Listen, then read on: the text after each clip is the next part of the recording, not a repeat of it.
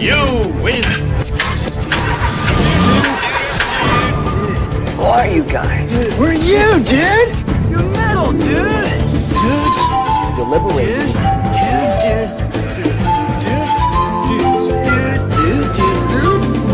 Delivering. Delivering. Dogfish. Deliberating. Dogfish. I'm the dude.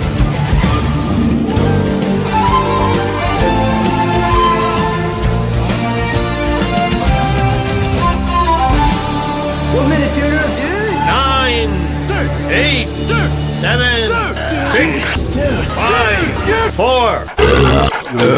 You're a lying dogfish pony shoulder. You said you were, but now you gotta be honest. I'm gonna be honest with you. 3, 2, 1, fight! Who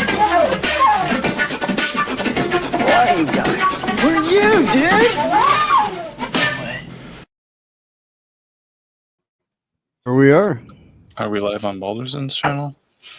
Yeah, I had to quick do that while the intro was going. It should be on. I see it. That clock just ticked right to 8 p.m. and we were talking about hand watches, wrist watches, pocket watches, and all kinds of watches. Who's wearing watches and why? Rich pretentious shits. Right. It's so Dave Chappelle had the chain, right, that he would give to people to let them know that he was part of the Chappelle crew. Rogan has decided that a somewhat fancy watch is going to be the particular item that he gives people to let the rest of the world know that they're property of Joe Rogan. Makes Super sense.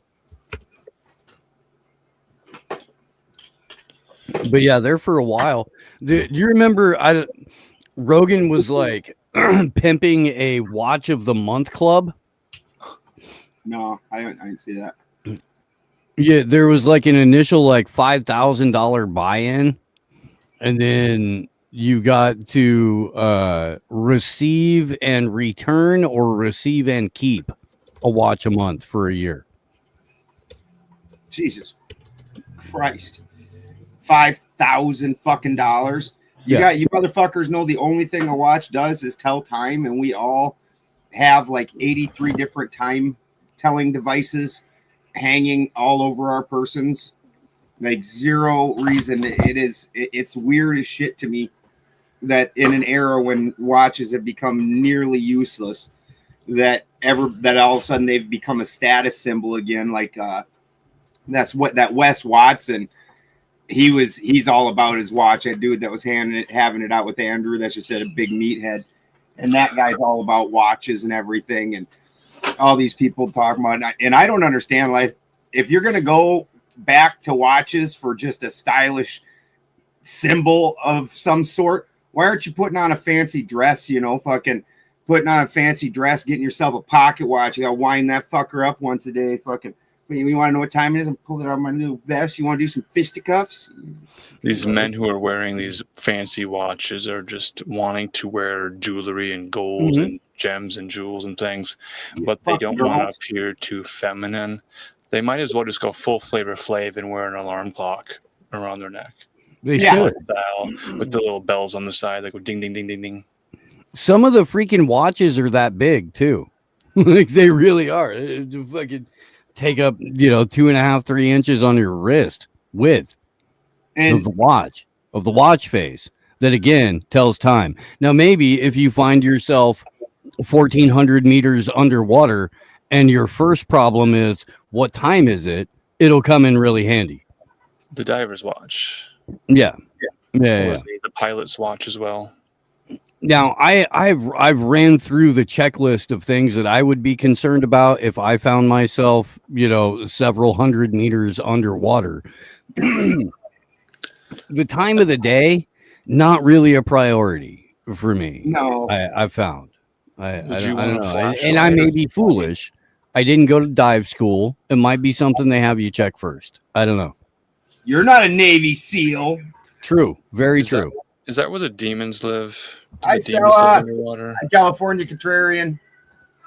No, the demons live in the lake below the lake. You know, where you can't get you can't where your submarine stops and you can't go no more. Oh, They live down in that one. They don't let whiteys into. The problem with the sextant is that you only get navigation for 12 hours of the day if you have full sun for 12 hours or full dark for 12 hours. okay. Yeah, it wasn't until the invention of the astrolabe that you had a navigational and time telling device that would do it off of both the stars and the sun, theoretically 24 hours a day. So with the So sextant and an astrolabe and an abacus, you're probably going to do all right. Right? Yeah. Yeah. Who's going to start carrying those around? Well, we have a whole new generation that could turn things around if they could just respond to people. Have you heard about their stare?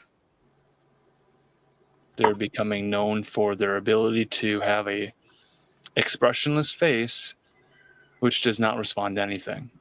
So, like, basically, like the vaginal version of the 1,000-yard stare.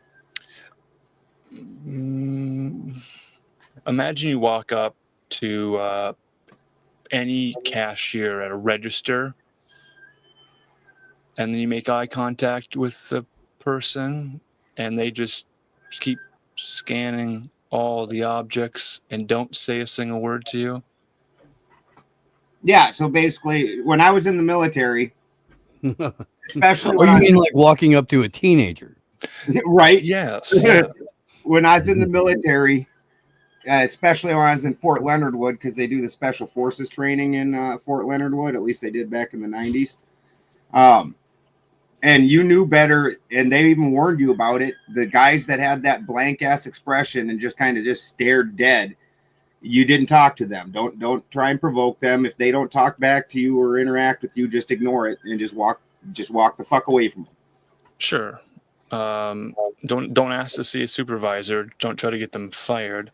There are people who are complaining about going out shopping, and the Generation Z, the young kids who are getting these jobs, are not really into customer service or asking, have you found everything you're looking for? Or, hi, how are you? They just kind of check things out and don't accept cash, but they like credit cards because they get really nervous about giving change back. So if you give them, Because they cannot count the change. right, Yeah. if you give them cash and you give them more than the amount because you want like a $5 bill back or $10 bill back, they will literally just have a panic attack. They will just freeze and not understand what they're supposed to do. Yeah. That's fair. Basic maths have now become beyond people, which is super interesting because, you know, when I was a kid, we didn't have all the computers and all that, and your teacher would tell you, you're not always going to have a calculator with you. Mm-hmm. That was a threat, right? Yeah. You know, that's we couldn't use calculators on our test because you're not always going to have a calculator. And now look at where it's gotten us. People don't know how to do very, very basic math. And as an adult, you should be able to do at least like 3-place algebra, or not algebra, but multiplication and things like that in your head. Right. I take this to be good news. This is actually great news for people who are young and looking to get into the job market. If you can count your fingers and toes and do basic math and smile and ask people, how are you? Have you found everything today? Can I help you find anything? And just give basic customer service support, you're 95% dial. You are just above and beyond the majority of people, which is to say you do the bare minimum better than anybody else, and you're already leaps and bounds ahead. I tell my kid all the time, like 95% of what you have to do right now is show up. Yep. You already have a work ethic, so you don't need to build one.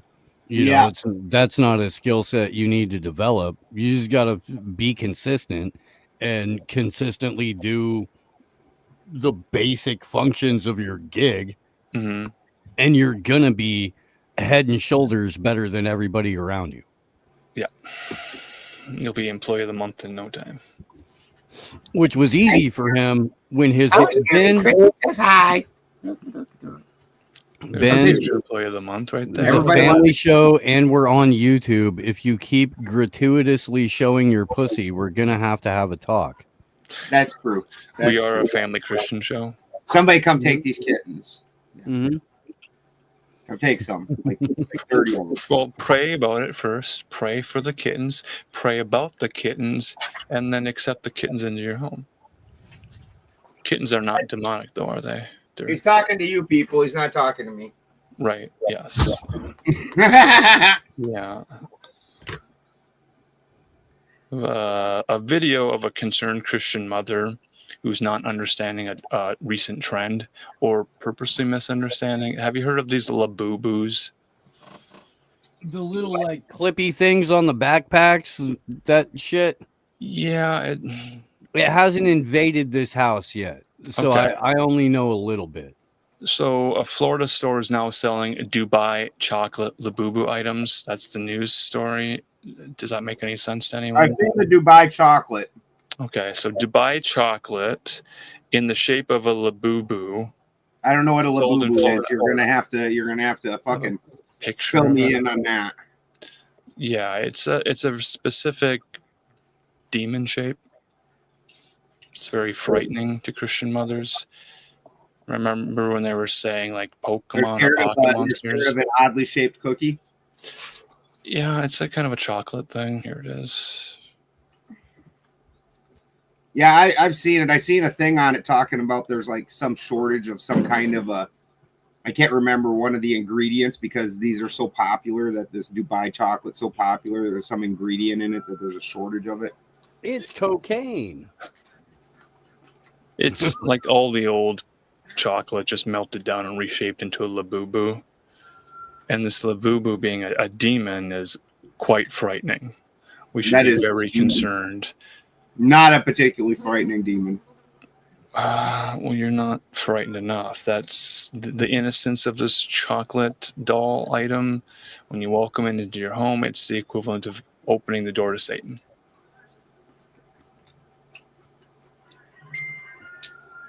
Has somebody made a connection between Labubu and Satan? Yeah, and I have the video. I don't know if Steve's ready to play that video. Oh well, I mean, whatever you put up, I can play. Let me find it here. Yeah. So I had not heard of Labubu, and then it was Labubu everywhere. Kind of one of these things where people are looking for the newest trend. We'd like to get ahead of that. Put up J-Fly's comment. Why, thank you, J-Fly. That's something we don't ever end up saying. This one? Yeah. Yeah. Thank you, We're the Jay worst Fly. followers. And by the way, like I know it's all relative distance, but I saw Jay Fly say he was in Flagstaff. We're gonna be doing a Third Eye Carnival in El Paso, Texas, October 17th through 19th. It's gonna be probably one of the coolest things you do this year. They are. The Third Eye Carnival is definitely one of the coolest things you do this year. And so I understand that it's hard for people to get to places of distance, which is why we're trying to bring them everywhere. So if El Paso is too far from Flagstaff, but you know somebody with a couple of acres that would like to throw a party on their property, we'll do one in Flagstaff too. People were asking when is the next event. There it is. It's October when? Yeah. October 17th through 19th. We'll be back in Pueblo next year too. It won't be 4th of July weekend because we want the bands to bring people. And everybody local is doing something 4th of July weekend. So it's basically like just our crowd. and we want it to be a local thing. But the Pueblo shit is always a fucking blast. I don't know, man. Those guys go absolute bonkers over fireworks, and it's a lot of fun. You know what's a lot of fun? Listening to ex-psychics who are now saved and born again telling me about demonic Labubu dolls. That does sound fun. That does sound fun. Are Labubu dolls demonic? Christian parents, should your children have a Labubu doll? I'm a former psychic medium, and the ministry that God has given me is dedicated to educating, warning, and exposing the demonic. And I want to be fair here and just say, hey, listen, not every single thing is demonic. So I did a little digging. At first glance, other than these dolls, I'm sorry, being extremely unattractive, I didn't see anything that sounded the alarm for me. Then I kept digging. That was her first problem. Being a former psychic, I don't know, did she just like turn her powers off? Yes. She just no. using it? Fucking dingo. Oh, god damn. That is good. Dingo is winning early. Yeah. Get that XP in chat, leveling up. So this chick must be a real fucking peach to hang around. I'm a former psychic medium that decided to stop having fun. And now, if you listen to the wind whistle between my neck veins, it's the voice of God. Yeah. Holy shit. She's Why is wearing your a California so shirt? Why is your neck so sunken in?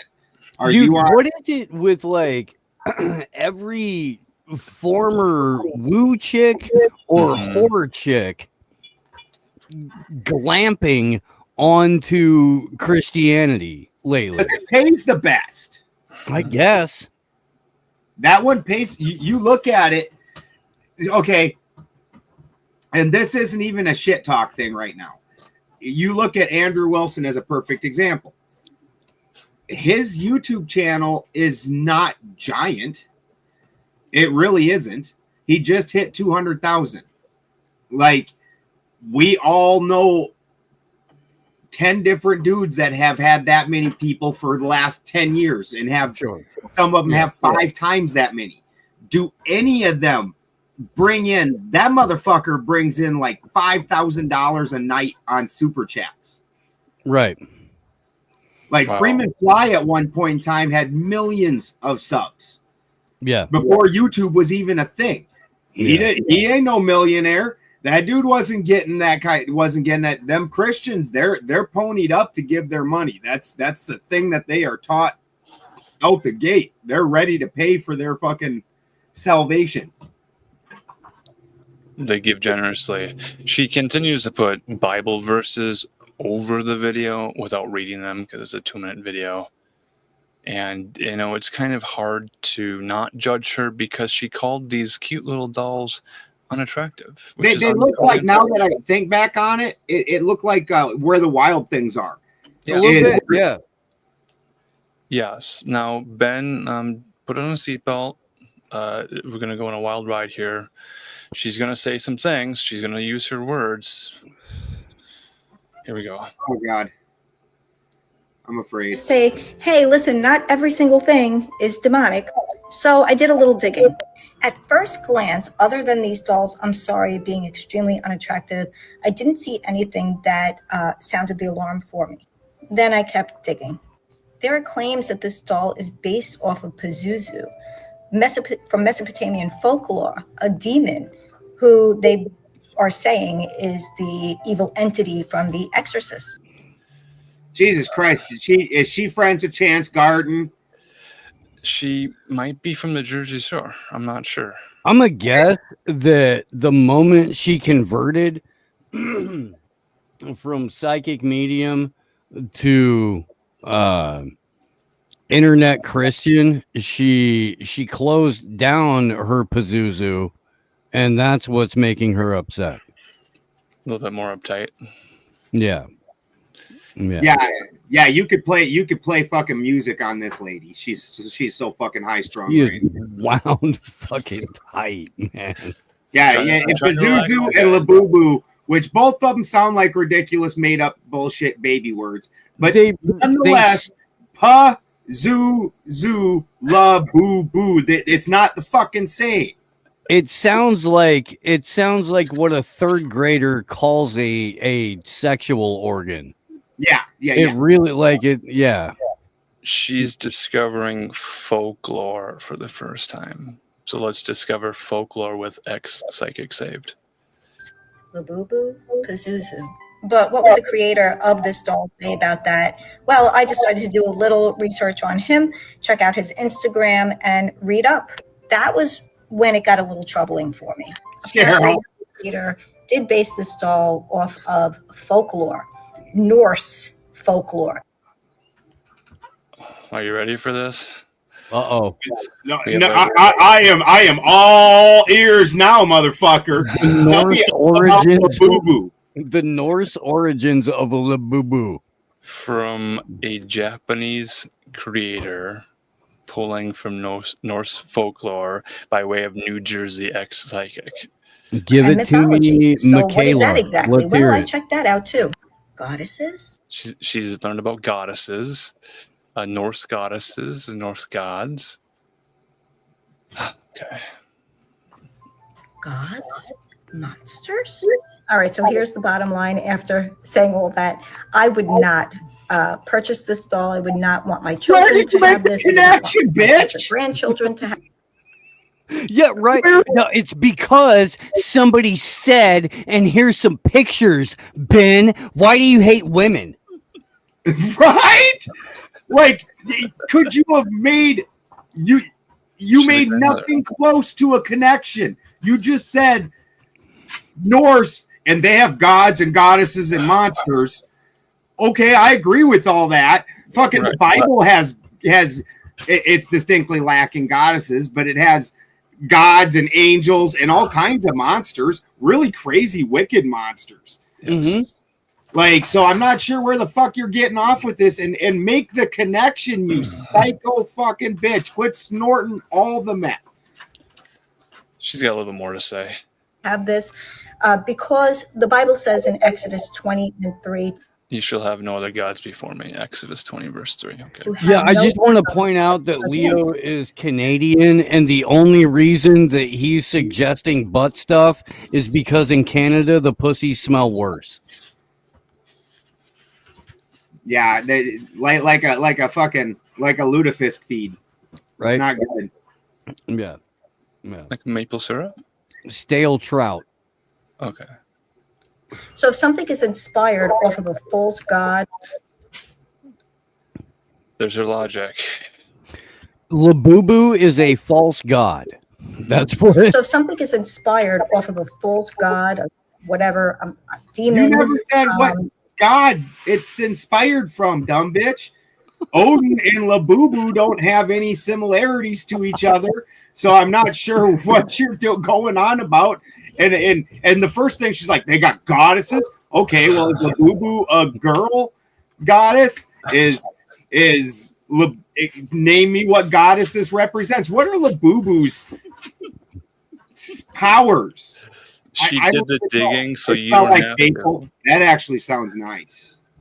That does sound. I like it. She did the digging, so you don't have to, and she's protecting you from knowing their names and other research. And what is with her? This is just stepping into something that could be potentially dangerous. It's potentially dangerous. That's mean, Christy. That's mean. I feel like that's mean. I don't feel like you're genuinely trying to give this, I don't know, fucking half a Bieber a platform. I'm not. You can't wave. And I'm with Christy on this. That is a brilliant idea, Marcus. Why have you invited her to present her case of of Labubu being descended from the Norse gods and how this is potentially dangerous for everybody? Right. Where's Veruca Salt? Can we bring her back in too? That was fun. that could lead to demonic oppression, in my opinion. Why would you want to have Demonic anything to do oppression? with something that goes against God at all as a That's Christian? correct, J Fly. Know Something your that place. Jesus got nailed to the cross for. Our What did Jesus get nailed to the cross for? Having a Labubu collection, duh, that's what the Bible said. with something that goes against God at all as a Christian, something that Jesus got nailed to the cross for. Did she just become like more New Jersey right Yeah, now? she really became a mafioso wife there in the last 30 seconds. She really did. And if you know what's good for you, you're going to get down on your knees. You pray to God. For real. Like, The what Most High. The Most High. There are others that are high, Benjamin Balderson, if that even is your real name. But he's the Most High. What are you going to do about that? What are you going to do? What are you going to do? I'm gonna buy 12 Labubu dolls. So there are categories of ministries.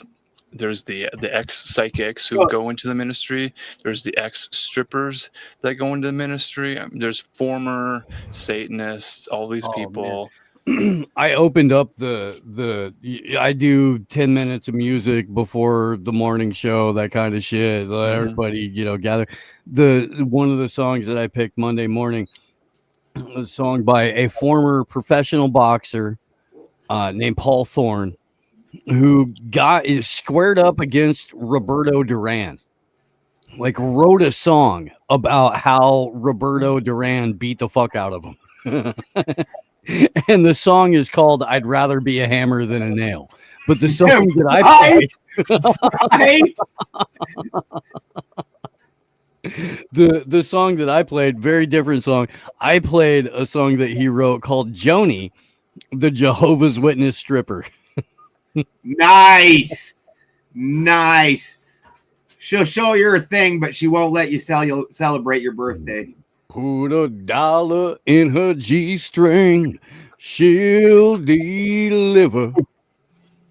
I do have If some. Daddy only knew, he'd probably kill her. Joni. What was that writing, Marcus? It's the Paula Jones song. The Paula Jones Knows. Oh, the Paula Jones knows. Okay, I got a couple of lines coming in. Something like her snoot was cute, her beak was meek. Something about a proboscis, the olfactory. Is it fair to say her trunk was bunk? Possibly. I don't know. Did we see it? Something about a no pout on her old snout.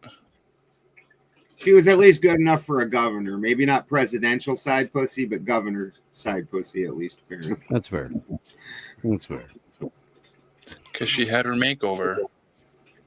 And that's kind of what this ex-psychic has done. She's made herself over, so she's wearing grandma hooded sweatshirts to appeal to the grandkids on TikTok who are wondering if they should be going after the Pazuzu, Labubu, the Pokemon card. How did that, and she never even really made that connection either. She just pulled that out her ass, and then she's like, Labubu, Pazuzu. Like, obviously the same. What the fuck is wrong with you? You psycho ass lady. It's painful. I'm sure you were psycho beforehand. And I remember my mom when she became a Christian. I went through this phase with her where it's like everything that she fucking said was now just ordained by God. Anytime she was losing an argument, it was all of a sudden God says, and I'm the Christian expert, and God says, like, you're fucking dumb. And there is none of the gods or goddesses look like a weird little monster. I'm not even sure where this inspiration would have came from. Like, it makes no sense, and it's just a damn Bloodhound Gang. Nice. It's just a damn doll. It doesn't even actually have any reality or mythology or anything. This is just Christians going psycho again. Like, oh, the monster can is Satan. Look, it's this upside down M is actually this and this, and it's 6 and 666. It's the devil. Like, oh, fuck, Christians So are. I've thought long and hard about this, and my expert opinion, if anyone's asking for it, is that We did ask. We said, Marcus, would you please give us your expert opinion and analysis on the situation? thank you. Mhm. So when we did Weaving Spiders, we would go deep into all of this stuff, like really explore it.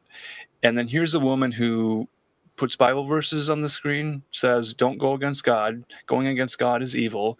And if it's not for God, it's against God. So a doll that isn't Christian or of God or of Christ is not of God. So it's against God, therefore it's evil. So don't buy them.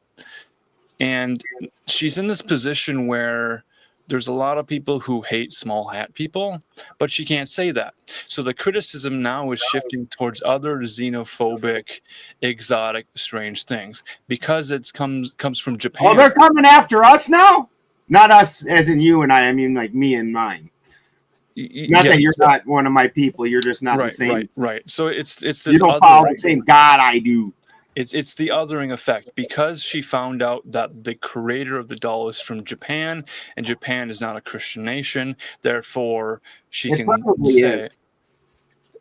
Jesuit. Maybe there's missionaries there. They have Christian crosses and graves and Type it missionaries. in. What's the dominant religion of Japan? I would would actually put even money on it being Christianity. Christianity's taken over fucking everything. Like it's way into everything. And it's such a weak ass religion. It really draws the worst in people because they're like, oh, I can be a piece of shit, but it's okay, and I'm still good. It's still good. Okay, I like it. So to be fair, there are really great people who have been Christians for a long time and they don't believe in dumb, ridiculous stuff, and they can talk with people and laugh at jokes and have humor and celebrate and go to parties and listen to music and not be offended by every single thing. So when someone who is recently converted to this new faith that they found, and all of a sudden that's what their social media personality is, it's very silly. It's very disrespectful to people who are authentic and living the life and doing the work. This is very similar to that Nala chick, right? The one that was an OnlyFans whore and like one of the top OnlyFans chicks, and now she's like super Christian, but she's also still just asking for everybody for money. And now, even though she's only been a Christian for like 6 months, she has like all this like wear makeup and everything she's hawking. Does she still wear makeup? Yeah, for sure. Does she still make her appearance glorifying herself and not God? I'm just saying. Okay, so if she's a living embodiment of Christ, why would she need the makeup to enhance her appearance? Right? Like if you are Christ manifest in the flesh. Well, here's the thing. She was leading men into temptation. Has she now begun to not lead them into temptation? No, she still does thirst trap videos. Her shit's still very thirst trap. Okay. That's. I mean, it's more covered up thirst trap, but it's still like her Christian conversion. I don't follow the chick. I just see when other people are talking about it. But they've done videos where she's doing cooking and everything's very sexualized. Like the way she's doing stuff. It's not like grandma in your kitchen. Okay. So she's not wearing the Christian grandma sweaters. I mean, I wouldn't have went with the Christian thing. Because there are a lot of like Bible bookstores would sell T-shirts with Christian designs on them, Bible verses printed on them, that sort of thing. The Ballad of Chasey Lane is the most ambitious Bloodhound Gang song ever. But I will say this: I was scrolling the Instagram over the weekend, and I saw a live concert footage of the Bloodhound Gang, and they were like, Jimmy Pop was like, okay, well, maybe you guys aren't necessarily into our music. Here's a cover song. So they started playing Weezer. And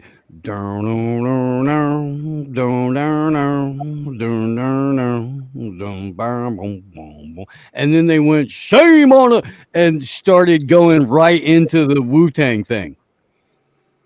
So Weezer riff, Wu-Tang shit, and then they did some Bloodhound Gang shit, and it was hilarious. Absolutely hilarious. Very creative, very funny, and also like a real-time, mashup before anybody knew what the fuck that was. Very cool. Those anymore. Nobody really even knows who they were. They were a very niche group even in the 90s. They had that one video with the we don't need no water, let the motherfucker burn. They had that one video, and then after that, like, you just kind of had to find out. It's something that got played at like 1 o'clock in the morning in a bar, and you were like, I was lonelier than Kunta Kinte at a Merle Haggard concert that night. I strolled on into Uncle Limpy's Hump Palace looking for love. Did they have the song with the Casio keyboard? Toby, your name's Toby. He says,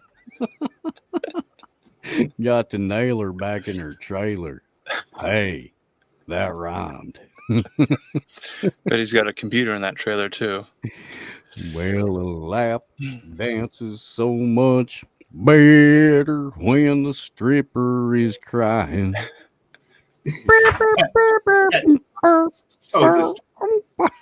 Rumble chat is just flying by tonight. If you guys on Rumble could post your comments as comments after live stream ends, it'd be a lot easier for us to see them. Well, no, fuck that, dude. It's just Leo being crazy. It's okay. It's okay. No, there's some good I recommendations. know I'm fucking around. There's some Christians who are saying they're pretty cool. Yeah, so post all the names of the best Christians as a comment after the stream ends in the Rumble chat. That would be great. Like, when I'm talking shit, obviously, if you're a reasonable Christian, I'm not talking about you. I'm friends with Marcus and freaking. But I'm a blood now. Crazy, sucked up faced, methed out bitch that's fucking a psychic, but also a Christian at this. But did she like lose her psychic abilities? Because isn't that like something that they're against? Also, Marcus, will you tell us about your ministry through gang outreach? Yeah, we wanted to hear about Marcus's joining of the Bloods. Yeah, when I was about 17, I had the opportunity to go to a place called Chicago. And in this place called Chicago, they have these like tenement buildings. They call them the Ickies because it's really disgusting. And being one of the few fairer skinned guys in the area, we decided to have a barbecue and set up a loudspeaker and just have a salvation ministry night. I'm surprised I walked out of that place alive. Yeah. For those of you unfamiliar, Chicago is a small suburb of Gary, Indiana. We went past Oprah Studio, Harpo Studio. We were on I think the south side. Is that the good side, or is that better or worse than the north it's side? Definitely the good side. Yeah. Okay. In fact, everyone should go to the south side of Chicago if they visit. Okay. Yeah. So here's, like I don't know how I ended up in this situation. Youth group kid, being real close to the pastors, and they're like, "We're going to Chicago." Okay, all right. We're gonna minister there. Okay, fine. So we were with some people from North Dakota, South Dakota, Midwest places, bunch of white people. Getting on a church bus and going to South Dakota has a lot of those. Yeah. We slept on the floor in a church gymnasium. We did a lot of yard work. We mowed some lawns and pulled some weeds. And then the whole point was to, show up and minister to people. So we walked around the parks, passing out flyers saying there was going to be a barbecue and we were going to give out free food to everybody. That is one of the nice things that Christians do. They aren't dumb. Like, right. They know you're not going to come just to hear them fucking nag. You And have to import a couple of Yeah. Southerners if you want to Giving them impress food. the people in Chicago with the mac and cheese, though. Giving them food smart. You're bringing 13, 14, 15-year-olds, 16-year-olds to Chicago. Ooh. That was a little bit more on the dangerous side. I think maybe a mission trip to Mexico could have been safer at this point. Sounds right up my alley as a youth group attendee, as a young man. Right, and I don't understand why we just didn't go to. That's because we were trying to acquire drugs. We just saw them. They were on the floor. They were. Oh, Eagles we on I the brought expected it. something to say in response to that, but in his head, he's just like, "Yeah, I was trying to acquire drugs." I went to a thing in junior high school, and it was like a church convention in Indianapolis, Indiana. They put us up in hotels. We're looking right over downtown. The beautiful view, absolute beautiful. Wish there was something to look at in downtown Indianapolis, but it was just the Soldiers and Sailors Monument, and that's all you really got.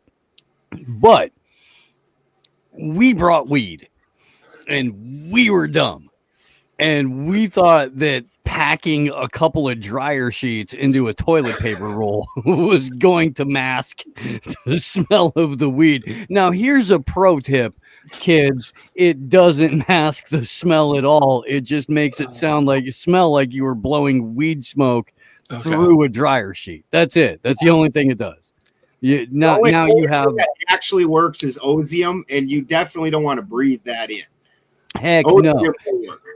So we're in the process of lying to our youth pastor about whether or not we brought weed. Turns out there was a little snitch, Andrew fucking Taylor.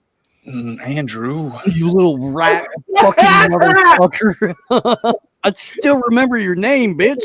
Dude, he was going up the elevator in the Soldiers and Sailors Monument and happened to be taking pictures of our hotel room and got a perfect shot of me and my buddy Brian passing a joint to each other, trying to blow this shit out of our house. This rat fuck produced evidence against us. Photographic. Columbo? The fuck's your problem? What could you possibly stand to gain from that? So I had to go fuck his sister. I had to. When he gets to heaven and he's talking to, is it St. Peter that's supposed to be at the gate? He's gonna be like, that time I snitched on Steve Poikonen and the other guys, they were smoking the dirty weed, and he's gonna be like, well, cool, you are gonna get into the extra higher rung. That's gonna get him at least an extra rung, if not two. Why isn't there a book about the levels of heaven? Why we only got Dante's Inferno? Hey, Great White Pope, you're welcome to hop in and test the limits of my insufficiently Aryan acumen. You are and I open up my stream twice a week for all oncomers. You're more than welcome to. So Great White Pope is severely offended because the girl I'm dating is from Mexico. He's very mad about that. Very, very mad about that. And that's because he can only get lame ass white pussy, I would imagine. And at that point, probably fifth rate white pussy. Yeah, there are ministry opportunities. Humble yourself. I want to hear the Aryan acumen fucking line again 3 times fast. I do. Yeah. No. By all means. Please. Hop into a live stream at some point. So I found some flaw in the logic. He's describing an Aryan, a cumin. A cumin is flavored, used in a lot of tacos. Well, and also used in India, where the word Aryan originates.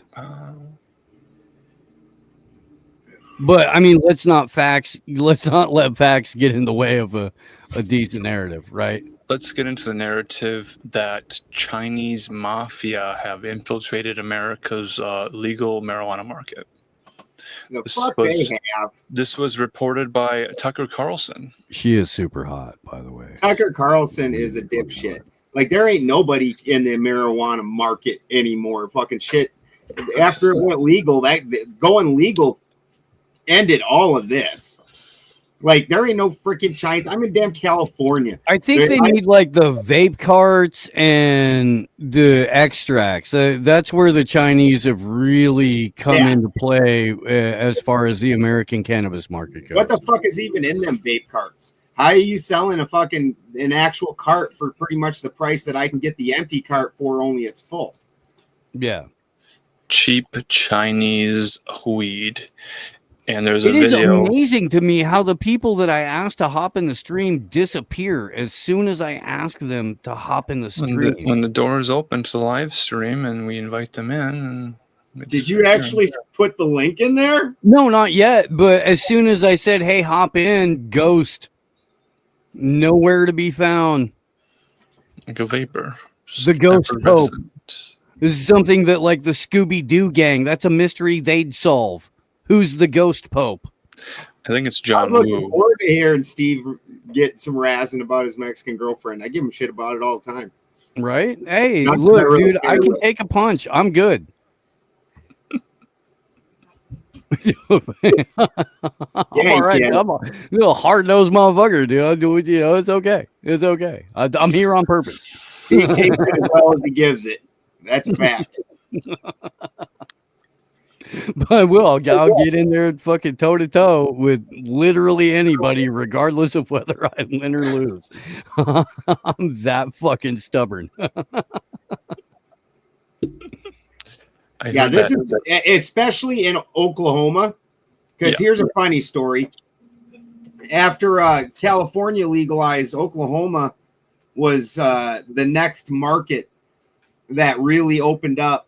And all the good growers from here, when the market completely crashed, because of the prices that they charge here for the same grow that costs $250,000 to license costs $5,000 in Oklahoma. And I only know that because I know a shit ton of growers that moved their happy asses to Oklahoma.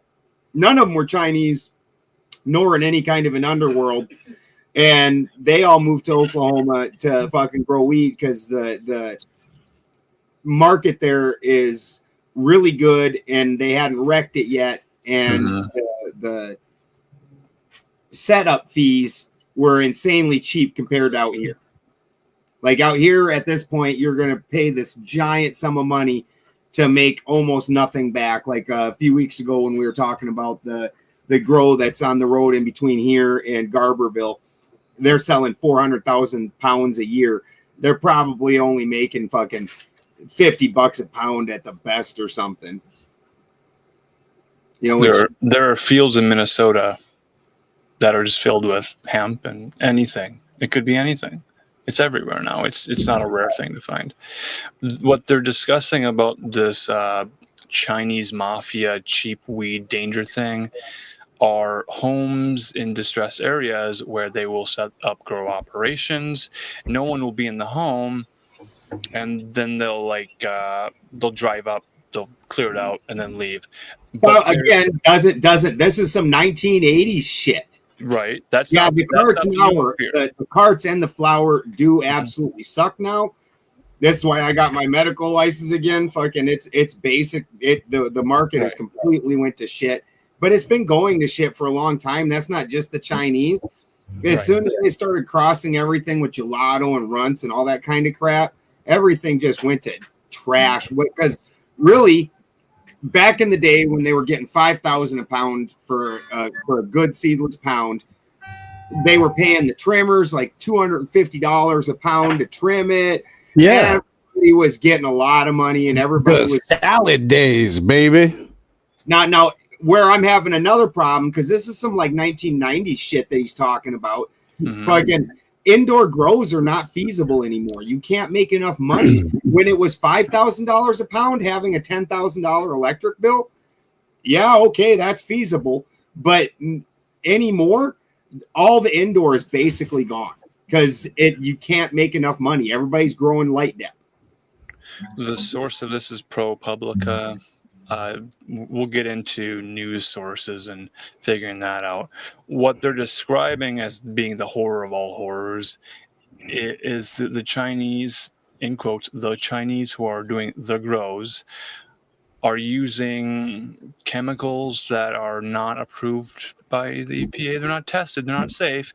And then they're fumigating the entire home. So they have like these bug bombs, but it just fumigates the thing, which is toxic and poisonous. And I wonder. I mean, you gotta convince me that there's a bunch of people growing in indoor grows at this point, that the money is there to do that. I think this whole story is weird and suspicious, and probably not really getting anything correct, and not attempting to tell a true story. But the fear is this fumigation. So they're putting these bug bombs. Is there another picture of this, Marcus? Is there another? I can scroll down.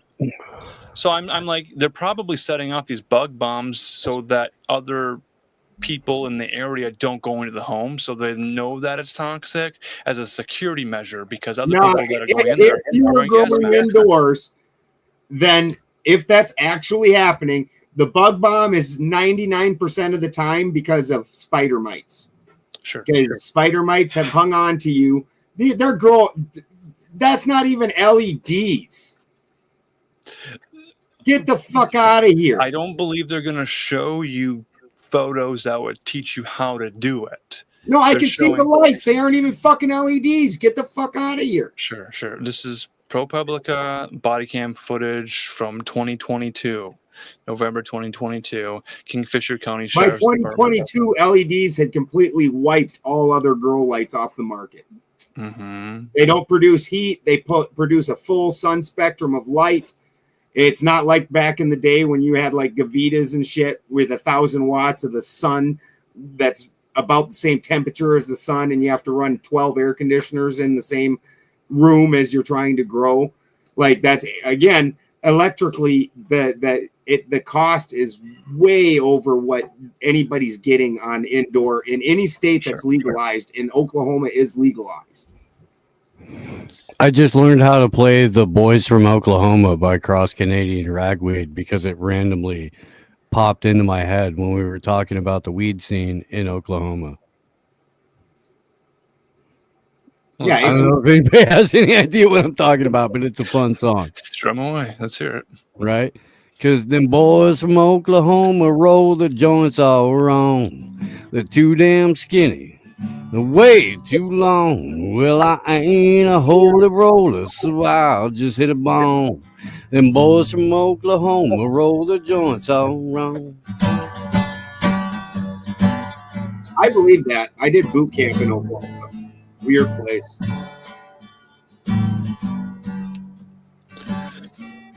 I don't think this article mentions the possibility of federal agencies involved in this. Hey, them faggots down in Norman that got a kinky streak. Those are the lyrics. That's not me. It's the lyrics. The Cross Canadian Ragweed isn't allowed to sing them anymore. But yeah, I'm just reading. Just quoting. Yeah. But it's true. You ever been to Norman, Oklahoma? They do roll their joints. May have been through it. So the Chinese government is going to somehow have part in a drug ring specific to Oklahoma. That supposedly some Chinese people are growing the most expensive weed that nobody will buy. I've heard that the Chinese government enforces their laws and locks up criminals. I've heard that the American government doesn't distribute justice equally. Which once again, you just can't. There's just nothing about this that makes sense to me. This sounds entirely all made up. Like they're reporting on shit that was from like, look at this whole fucking you're making so much money off of fucking legal weed trade. You're flying planes full of fuck. Get the fuck out of here. And chances are good that wasn't even looking at that room. The chances are good that was just a mother or a clone room, and that they were probably going to go chuck those things outdoors later, because you cannot make money like that. Then Operation Lights Out, prosecuting real estate brokers accused of other people doing fraudulent maneuvers and crimes and stuff and things. 100 houses were maybe raided. It goes on and on. This is something that Tucker Carlson brought up because there's a documentary that he was promoting about a Chinese cartel in America. Well, I'm up where most of the weed's growing, and outside of there is area of Cambodians over by Reading. They call it the Hole. Yep. And then there's a area up by Weed that's got a bunch of Asians. I'm not sure what flavor of Asians. But They're Laotians. They're from Laos. Yeah. Okay. Yeah, I knew they were Chinese. I wasn't sure. Yeah, no, they're from Laos, and they trim weed, and they have fucking smog check and brake shops. Yeah. But Great mechanics. But there's also the ones that actually out here that you have the most problems with are the Bulgarians, which are white. Yep. Like those are, old Soviet Union country that, and they come over East here. Bloc weirdos. Yeah. The Cossacks, you ever have any problems with the Cossacks? Mm-hmm. Okay. No, it's mostly Bulgarians around here, if it's anything. And then obviously you get the Mexicans and the Guatemalans and shit. You ever meet a Somalian? Yes. There was a Somali running for a government position in Minneapolis. Did you see that picture going around? I'm sure that has got the Republican people up in arms because they're already, Minneapolis is always the city they talk about. They're like, there's Sharia law in Minneapolis. And I'm always like, well, give me the fucking address of that. Like, there's areas you can't even go to in Minneapolis because of Sharia law and stuff. I'm like, well, give me that address. Let me go check that out. There's a place I park. I park in a Somali grocery store parking lot. They give me a little ticket in my car. I pay them money so that they can guard my car overnight. It's fine. Great people. Don't know what they're that's the way it is down like in Lake Street or anywhere else in Minneapolis. Yeah. Shout out to Jason Barker from Knights of the Storm and the Super Newsom phone family. Right. I am aware of King of the Hill. Yeah. I cannot. I did not go to the Vietnam War or whichever war it was, or Korea or whichever one the dad went to, though. So I cannot. I can tell. Man, I was just saying nice things about you, Jay, and now you're gonna do a Goo Goo Dolls cover. Make it about Labubu dolls. You'll trend on Make it TikTok. about the Labubu dolls. I don't really know if you're Satan.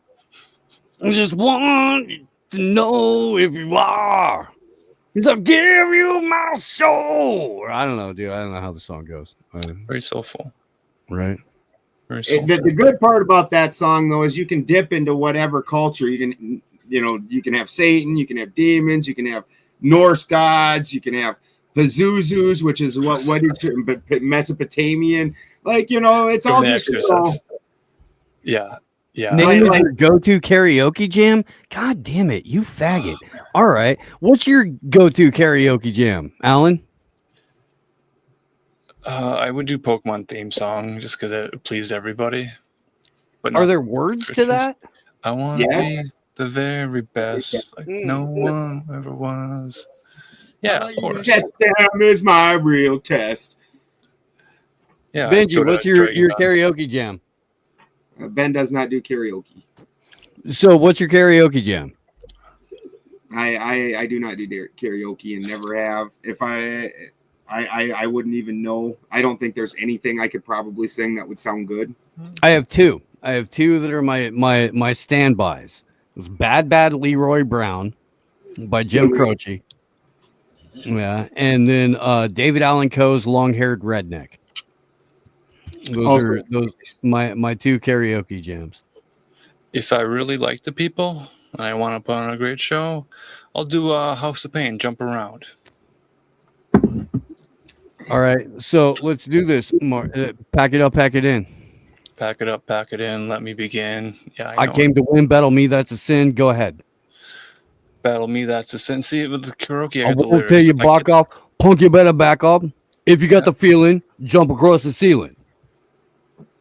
So jump around. Stand up. Come on, throw your hands up. I feel like Marcus could definitely sing Ice Ice Baby, though, without extra help. All right, stop. So if someone's talking junk, yo, I bust him in the eye, and then I'll take the punk. So feeling funkin' amps in the trunk, and I got more rhymes. And there's cops at a Dunkin' Donut shop. Sure enough, I got props from the kids on the hill, plus my mama and my pops. I came to get down. I came to get down. So get out your seat and jump around, please. Jump around, please. Get out your seat and jump around. I'm being very polite. Yeah, if you have to ask nicely, it's not hip hop. Please. Please, Mr. John McEnroe. If that's okay with you, I'll I'd like to see you like jump John around. McEnroe. If your girl step up, I'm slapping a hoe. Word to your moms, I came to drop bombs. I got more rhymes than the Bible's got songs. And just like the prodigal son, I'll return. Anyone stepping to me, you'll get You get burned. Because I got lyrics, but you got none. If you come to battle, bring a shotgun. shotgun. But if you do, you're a fool, because I duel to the death. Trying to step to me, you'll take your last breath. I got the skill, come get your fill, because when I shoot the gift, I shoot to kill.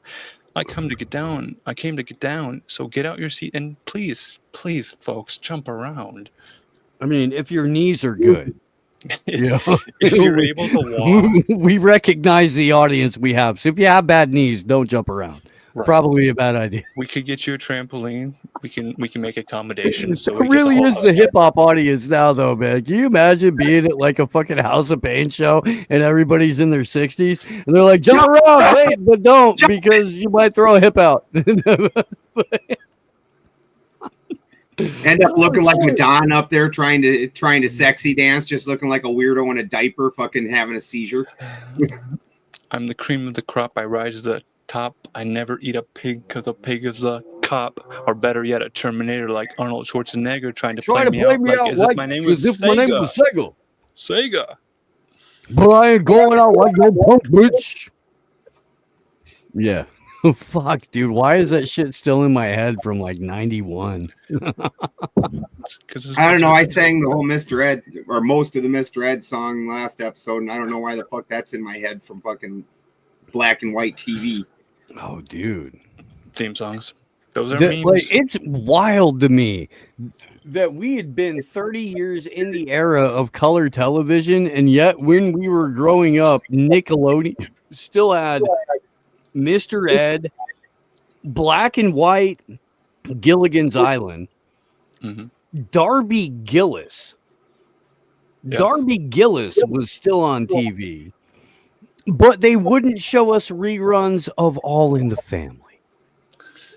They wouldn't. Somehow Archie Bunker was a little bit beyond the pale. Wasn't part of TV Land.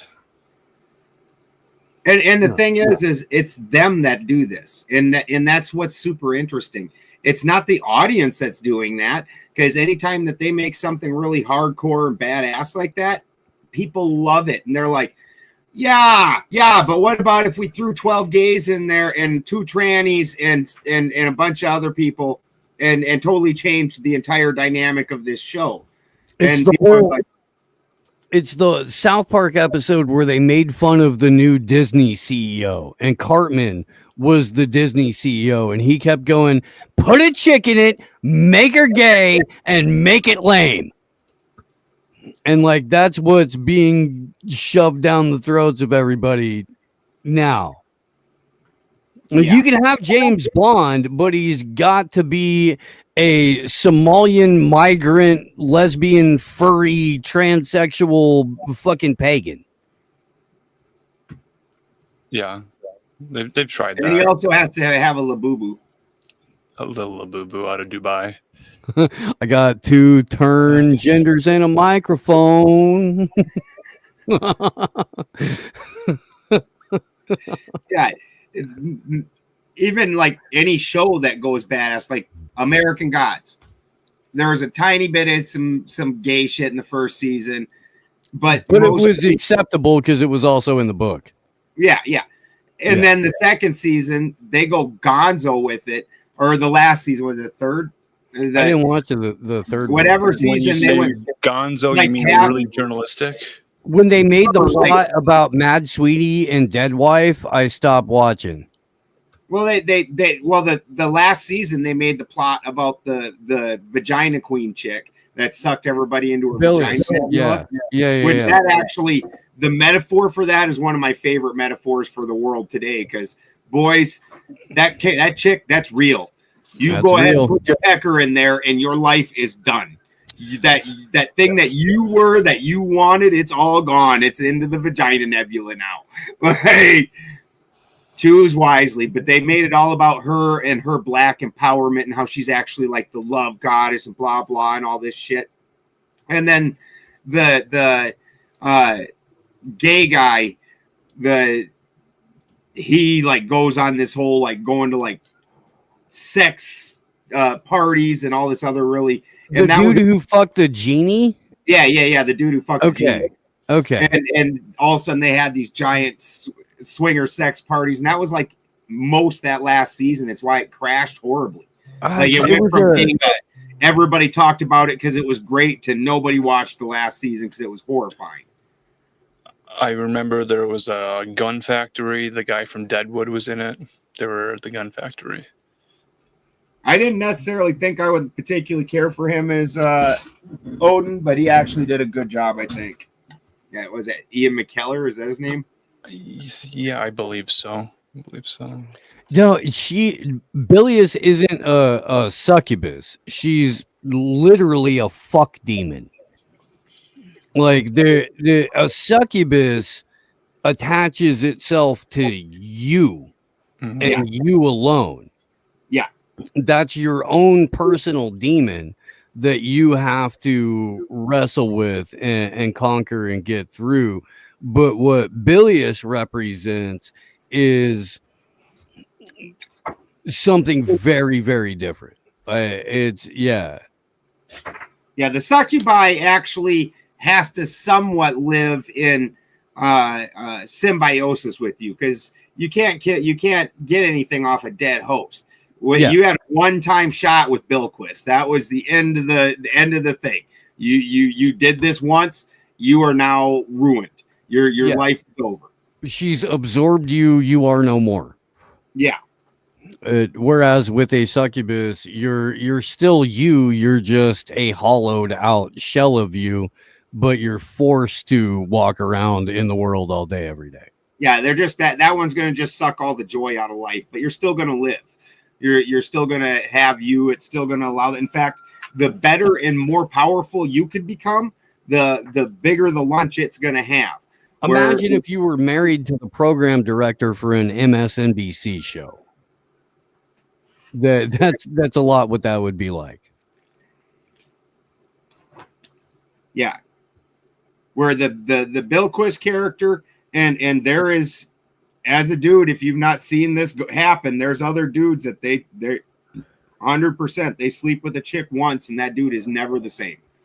Never the same. That ruins that dude's life. Like, you should have definitely just kept that to yourself. It was not worth it. I don't give a fuck if there was harps and angels and shining light inside there. Like, it's rough. Sometimes they're not even married. It's horrible. Yeah. I saw the Dingo Ate My Baby comment about the Dubai chocolate being a rich sheik paying a model to excrement on the chest. Yeah, there's a movie called Dubai Porta Potty that I've started watching. So I'll get back to you next week on a full review of the movie Dubai. I would not watch it, especially in Dubai. Like, those people, when you have that much wealth, something just breaks inside of you as a person. You are no longer a human. Like, there's just something wrong with those people. And Dubai is the wealthiest, probably the wealthiest, like however many square miles that is, that's the wealthiest amount of those square miles on the planet. It seems that way, yes. Like they build whole fucking islands and shit because they just like, oh, well, we'd like an island over here in the shape of a fucking palm tree. So we're going to go ahead and build it. let's build an island shaped like a penis so we can have UFC fights there. Yeah, Isn't it better not being married? It's hard. No, it's actually way better to be married because then you have like you have to work your shit out.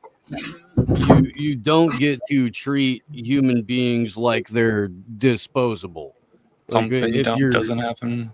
If you're in a, not that it doesn't happen, but it's way like you're more invested in a much better outcome. You know, you can't just leave. You got to go through some effort to end this. Like when Christy made me polenta last time, and I told her that we were done, she just looked at me and said, "No, we're not." I said, "Oh, well, don't make me polenta no more." Polenta is a regional dish. It's a divorce recipe. Polenta is a universal dish of sadness. Yeah, Polenta is made to express your displeasure in your partner. Yeah, this means I think you're a shitbag. Here, have some polenta. Yeah, I'm mad at you, but I don't want to tell you I'm mad at you, so here's polenta. The best part about this story that I haven't ever said yet, because it just happened not too long ago, like when were we at your parents? Like a month and a half ago. Anyways, her aunt taught her different recipes for polenta, and she was telling the aunt the polenta story, and the aunt's like, "Well, did you try making it like this? Did you try it like this?" And Chris is like, "Yes, I tried those ways." Yes, I did try punching him in the throat before I kicked him in the balls, but for some reason he wasn't okay with it. Yeah, no, I totally tried taking a barbed wire wrapped baseball bat and smacking him across the lower back as hard as I could, but for some reason he responded in a way that was negative. I can't understand why. Exactly. So what about the polenta? It's chewy. The consistency of it is god awful. The taste of it is terrible, and it sits in your fucking gut for like 2 weeks.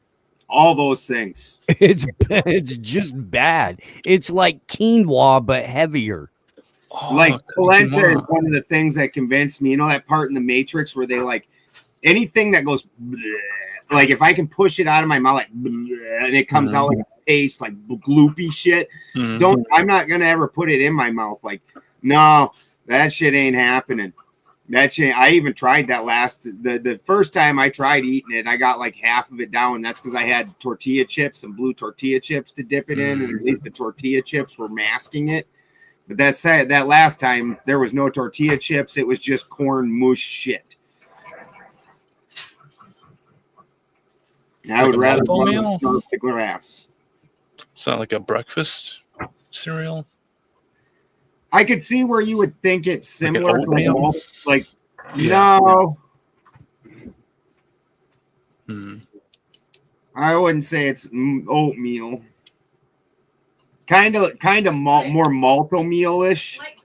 Like grits. Absolutely like grits, which I hate. I don't know how my fucking white Danish wife just said that she loves grits. I don't know what the fuck just happened. I love grits. They're great. If you've got 35 minutes to prepare them and a fucking Southern granny, manning the fucking pot.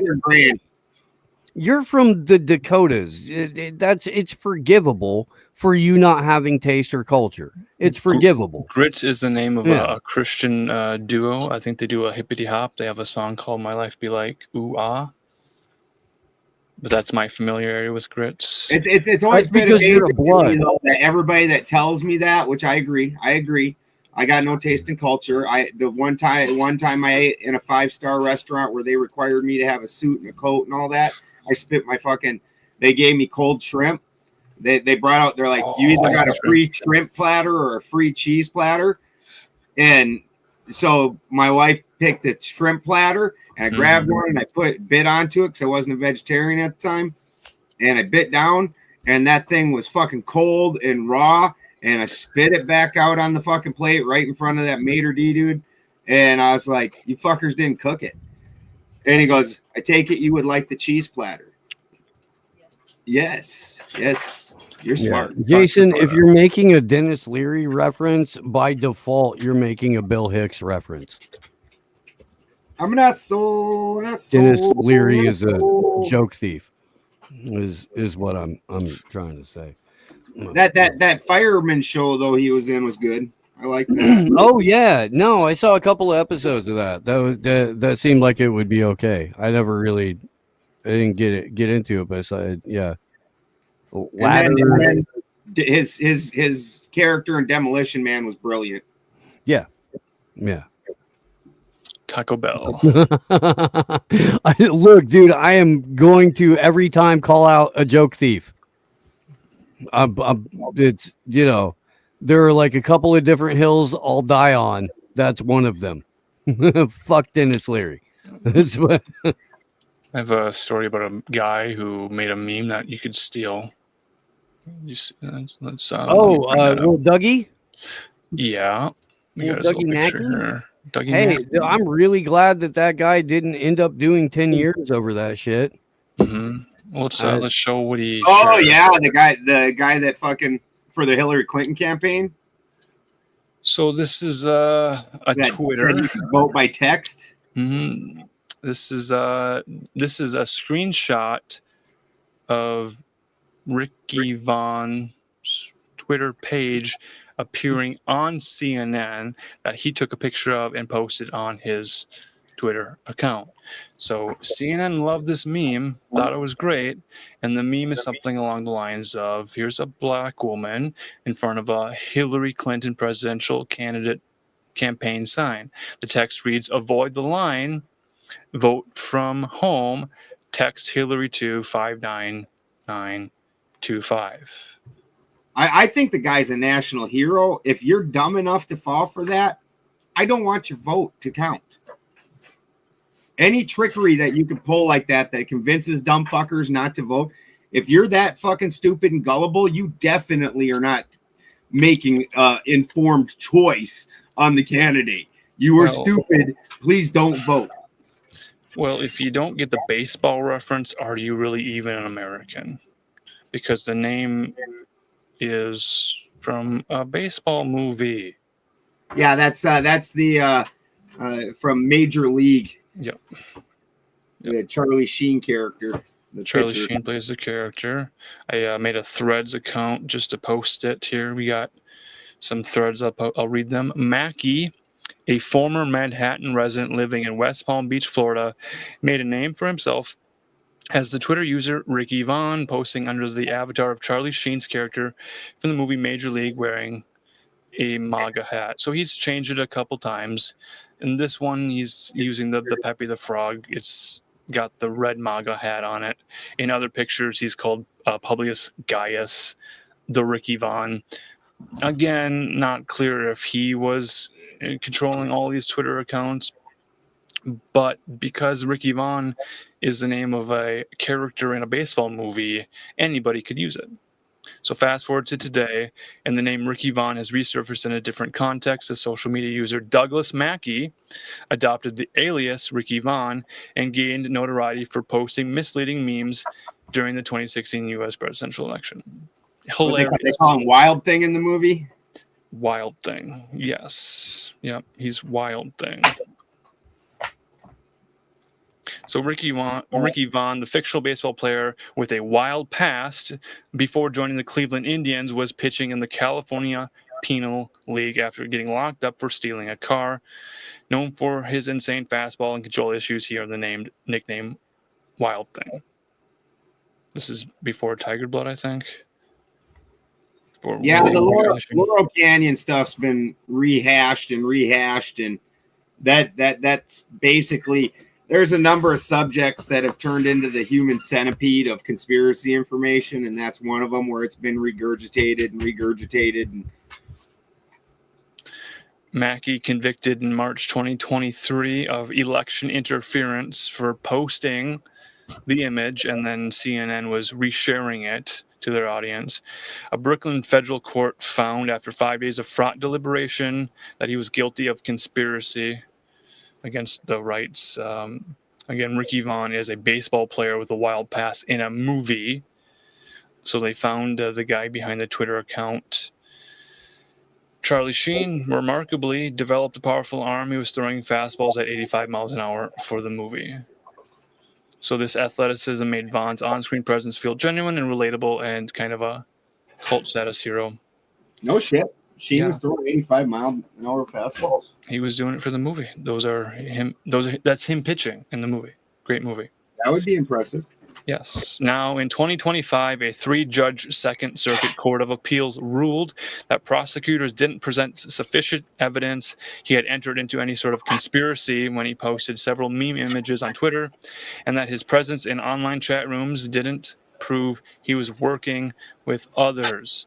So this is basic meme magic, this virology. This is how meme spreads. You post an image, someone takes the image, reshares it. Sometimes they take the image, change it, and reshare it, and it just continues to spread. And because he was the one responsible for the meme, he was the one who had to do some time for it, but now he's out. Not that that's, I'm sure he's happy he's out, but the part that just pisses me off beyond all reason is that they act like going through these things and they're like, oh look, justice was served. No, it wasn't, motherfuckers. If justice was served, that prosecutor who pushed the original case, the judge who found him guilty, all of that them people would have went to jail. Like, they got no problem ruining our lives and taking everything, 2 years because you made up a fucking meme. That's insane. That didn't promote violence. Mm-hmm. So this gets into the ideals of free speech and what memes are. Let's see. The court stated that the government failed to prove Mackey knowingly entered into an agreement to commit a crime. They emphasized that merely posting memes, even with the intent to mislead, was not enough to establish a violation of conspiracy laws. So posting silly memes for humor is not illegal. It's not a crime. There was no conspiracy committed. The government trying to convict him couldn't find the evidence. Win again. That's the only reason this is happening right now. That dude went to jail, got sentenced and everything else during a liberal administration. Yep. And this is part of where we're, as a country, I don't understand how anybody has any respect for the court system in any way, shape, or form at this point in time. Like, both sides, they're judges, they're things like that. They're all just very political. I mean, honestly, every single judge that voted for fucking Citizens United should have been taken out on the front of the White House lawn and left on a fucking short rope in a tall piece of wood.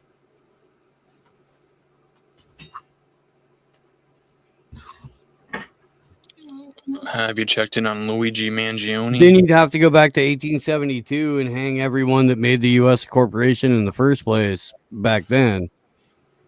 And hey, I'm all for digging up Woodrow Wilson, having a full-on desecration party as far as that goes, because fuck that guy. Fuck that guy. Would you dig up Woodrow Wilson too? I would dig up Andrew Jackson and use Andrew Jackson's fucking corpse Bones to beat Woodrow Wilson. Yeah. Can we do something about Peter Thiel? We can send him a diseased rent boy. I think that's about all we get to do. I heard he's a godless sodomite. Yes. Well, he's a proud godless. You probably heard it from him. Yeah. As far as that could be. Pretty upfront about that shit. Yeah. Mm-hmm. He wasn't hiding it. Yep. The Andrew Jackson Jihad. That's the name of my next bluegrass band. The Andrew Jackson Jihad. That dude was a badass. All right, now what we're going to do is a version of the Stanley Brothers White Dove. We're Andrew Jackson Jihad. Glad y'all can make it out tonight. White Dove. Yeah, that'd be great. Dude, it's fucking gay that YouTube took away your cover song, Jason. That's millions of cover songs on YouTube. I don't know why. unless you were like too close to the original. Now I have to hear Jason sing the Goo Goo Dolls, and I don't even want to hear that, but now I have to. For the glory of God. And it's not because I don't sing. love Jason, it's because the Goo Goo Dolls are fucking lame. But you know, it's personal opinion, so we can disregard it. I'm a farmer, so we like the Goo Goo Dolls. They were after Willie Nelson fell off. The Goo Goo Dolls were a real big part of Farm Aid and whatnot, and put on a lot of real big concerts to try and help small farms and things. That's cool. So, yeah, gotta appreciate that kind of thing. I do have some good news. And if you were doing an Andrew Jackson jihad, there's just no way you could do that without singing "In My Country There's a Problem." Do you have the Farmer's Almanac this year? I quit following the Farmer's Almanac a number of years ago. I don't think it's when we were kids, it was pretty accurate, and I think they had enough guys out there with bear fat and things like that. That's how they were doing their predictions with bear fat. But anymore, the Farmer's Almanac's horribly off. Like the first year I moved, or the first year Christy and I dated, she bought me one, and it said that it was going to be a wetter than normal year summer in Reading, and it didn't rain for 5 fucking months, and it got up to 117 degrees like for like 3 fucking of those months. Like it wasn't only no rain, it was scorching, insane heat. Like it was so far off. I have a story about 230 years of unbroken weather recordings. Check this guy out here. The heavens declare the glory of God in the Armagh Observatory. So the BBC reporting some good news about weather records going back 230 years. Super interesting with the upside down pentagram on that. And then the fact that, hail Interlanders, what's up, brother? That like the Catholic Church's telescope is called Lucifer. And that's a whole lot of, why are you putting so much of that into this? It's interesting. Quite interesting. This is Archbishop of Armagh, Richard Robinson, at the end of the 18th century. Normal Reading weather. That's why we moved the fuck to Humboldt. Yeah, it's too much. Holy fuck. That's inhuman. People should not live in that. Quite like this photo. There's some other people on here. So they're talking about this observatory recording weather for 230 years. And they write them down in these books. They have a special glove to handle the book. This is 1795. Quite a milestone. An unbroken tradition of handwritten data makes it the longest sequence of continuous weather information gathered anywhere in the UK and written by hand in a book from this observatory. Well, fuck, it's not even hard. You didn't tell me this was in the UK and Ireland. Let's see here. I'm going to be a Ireland weatherman. Today it will rain. Tomorrow, rain. The next day, cloudy and rainy. Yes. The first handwritten recording was made July 14th, 1795. So almost exactly 200. Today's forecast is going to be shite. Tomorrow, it's probably also going to be shite. Day after that, who fucking knows? But it's probably going to be shite. This has been your Irish weather. Fuck off. Accurate and well done. Well done. Thank you. Thank you. Can you base that off of a Thomas Sheridan at all? And Psychic accurate. weather reports? It's not a Thomas Sheridan accent. That you got to get way deeper for that. Could we get the That's the only reason ex-Christian, anybody listens to Thomas Sheridan. the ex-psychic with Thomas Sheridan, and they could do the psychic weather report together? You know, I want to get Thomas Sheridan and the Labubu is a demon chick together. That's Oh, what I'm talking sure. about. We're looking over the maps here in front of us, and we've found that perhaps there's a front moving in through the north. And it's going to make its way all the way down to Galway. Is that a little better? Because I was going for like, on the original, I was going for like fucking like, Cork County fucking belligerent. Yeah. Yeah, Thomas Sheridan, you've almost also got to add in some Welsh where it sounds like like fucking you got marbles in your mouth and you can't quite make all the words out. It's like a Welsh Irish cross. It's funny. There's from the Viking era, maybe even before that. There's recordings in heathen histories where it talks about don't go to Ireland or don't go over there. The weather sucks. The people talk weird. Like, don't go there. Horrible weather. I mean, we said the same about Boulder Creek, but we were trying to keep the tourists out. That's true. So, Paradise City, written by Ireland Guns does N' have a Roses. giant whirlpool to suck everybody into if they're trying to come, though. For Axl Rose, Paradise City includes green grass and girls that are pretty. Beyond that is extra in Paradise City. That's true. Mm-hmm. Of course, he looks like an old lesbian now. I don't know if, how any of that's panning out for him anymore. Maybe he doesn't even want that kind of thing anymore. I think he's wearing a lot of leather bands and beads and kafiyas. I do have some fashion words to look into. Face kini, have you heard of this? The Chinese are wearing full face coverings to go swimming to keep the UV rays off of them. They call them face kinis. It's not quite like a ski mask or is it a balaclava or a baklava?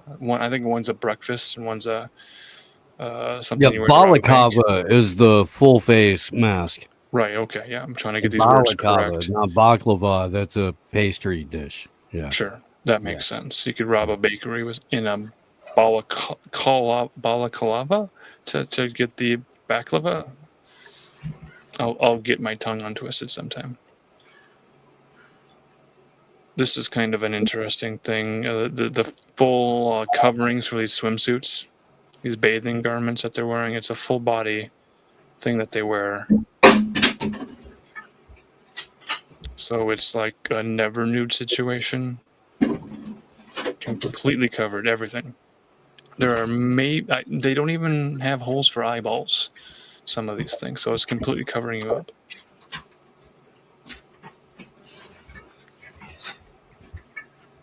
They have a thing called a zentai suit in Japan, where it's a skin tight garment that covers the entire body. We're back to Japan again. Yeah, they're covering their entire body. It's a full body tight. It's from a Zenshin Taitsu. It's a full body tight, and they call it like a zentai suit. So we started with Labubu and we ended on no snoo snoo. No snoo snoo in a burkini. It's a burqa and a bikini.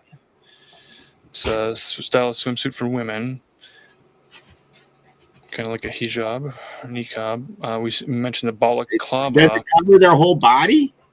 Yeah, the zentai But suit it's still a does. bikini? Well, they call it a face kini. Invented in 2004 by Zhang Shifan, a former accountant from the coastal city of Qingdao, which became the hometown of this fashion trend. And now it's being brought back to social media where people are showing off these face kinis. I got a picture of it here. Yeah, I'm gonna need to see that. It's a face kini. If you bought, that's a shiesty mask. Yeah. Yep. Mm-hmm. Yeah. If you bought ribs and then you grilled them and then you toasted a couple of buns on the grill right at the end of it, and then you smeared it in barbecue sauce, you could make a homemade McRib. You could, but if you want one like the one they make at McDonald's, you have to put cancer in it. Is All this right. like in the 80s when dudes were dressing like girls with the like half shirts and stuff and short shorts? This is the Beijing bikini. It's a way that men keep themselves cool in hot parts of China, where they roll their shirts up to expose their stomachs. A lot of older men will do that, and they call it a Beijing bikini. Okay. I mean, in Florida, everybody just takes their shirt off. And what are they doing about the UV rays?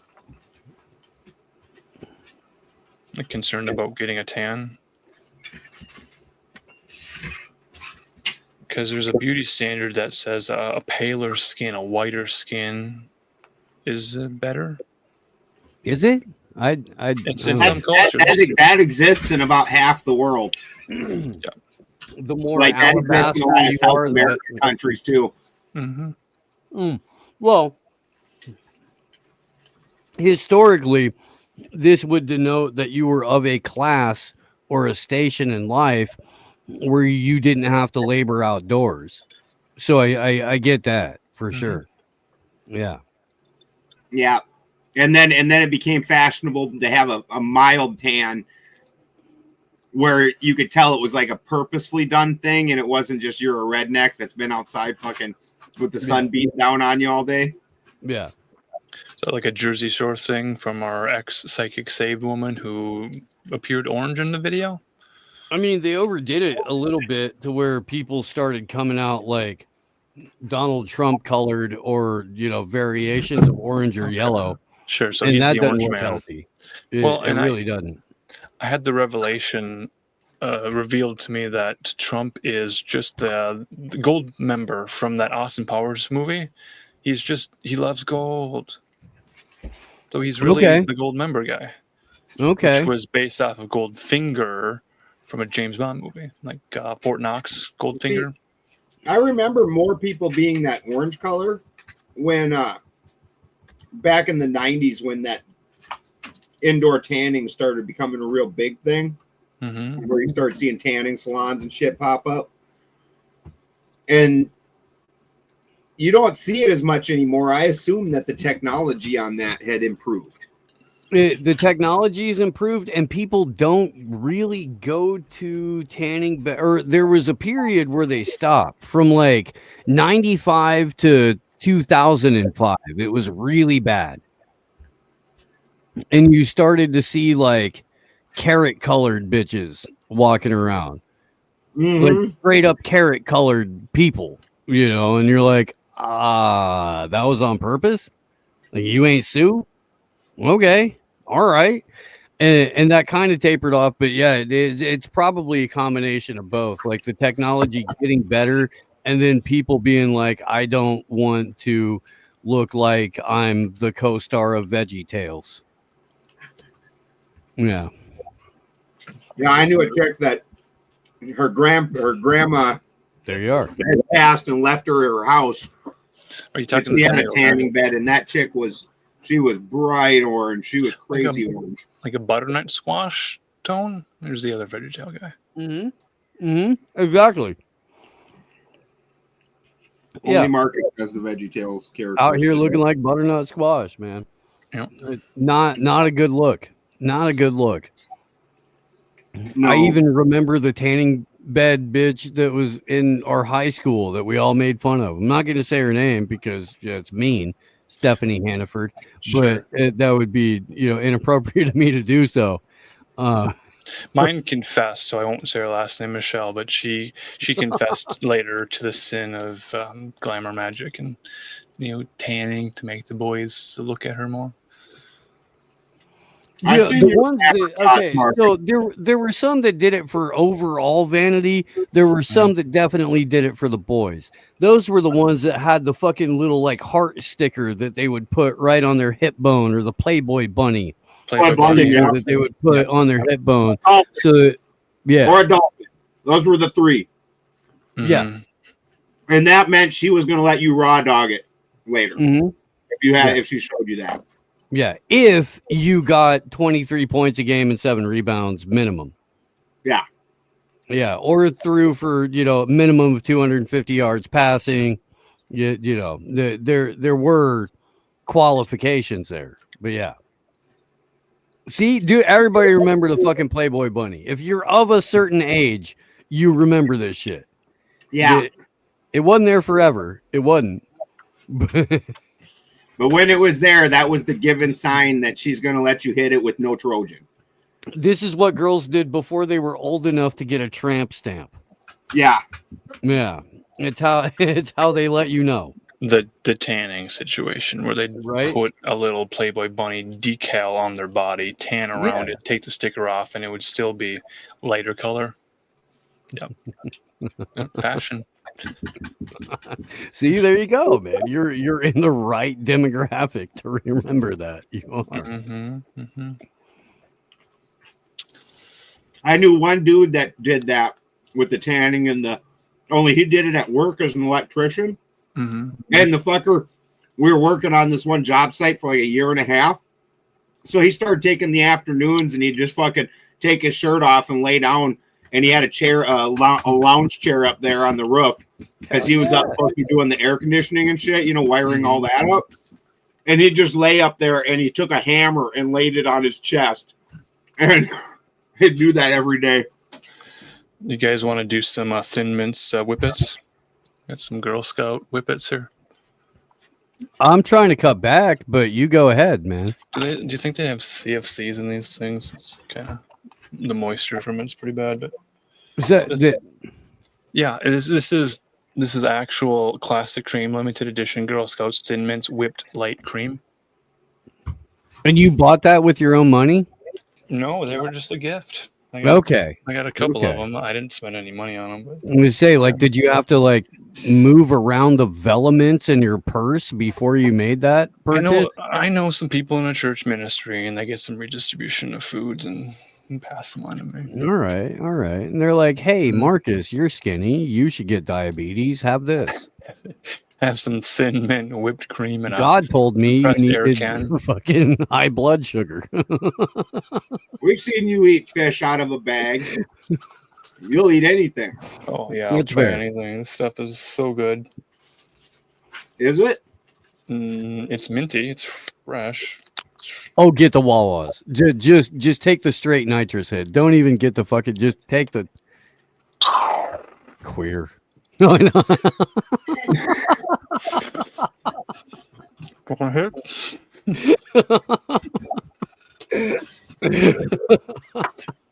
Oh, fuck, that's a clippable moment. Somebody timestamp that shit.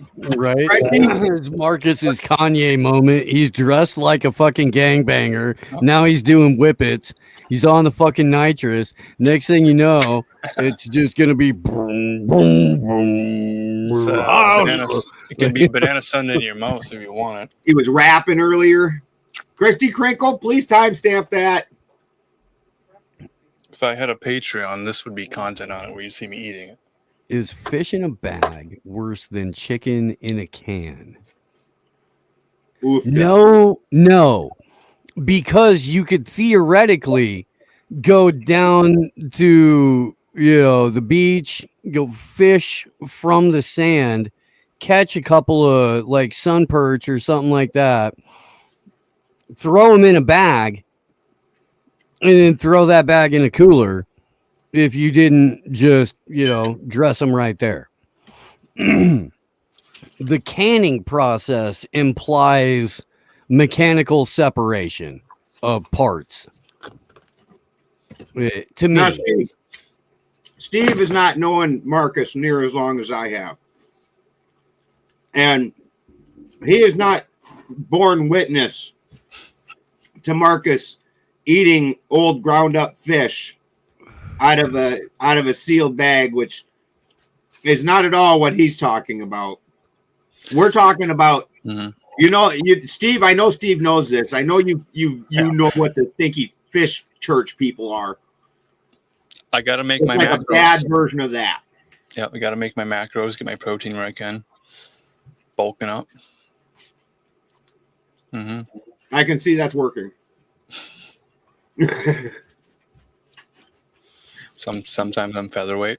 Sometimes I'm just above featherweight. Like Marcus two feathers. is here to pump you up. Hans and Franz, yeah, huge inspirations for me growing up. Muscle Beach guys. To talk to Glow again, he's got the regimen under control. He's a beefy guy. Yep, it's a GLO. You got those. He'd be hard to throw down a well. Yeah, it's true.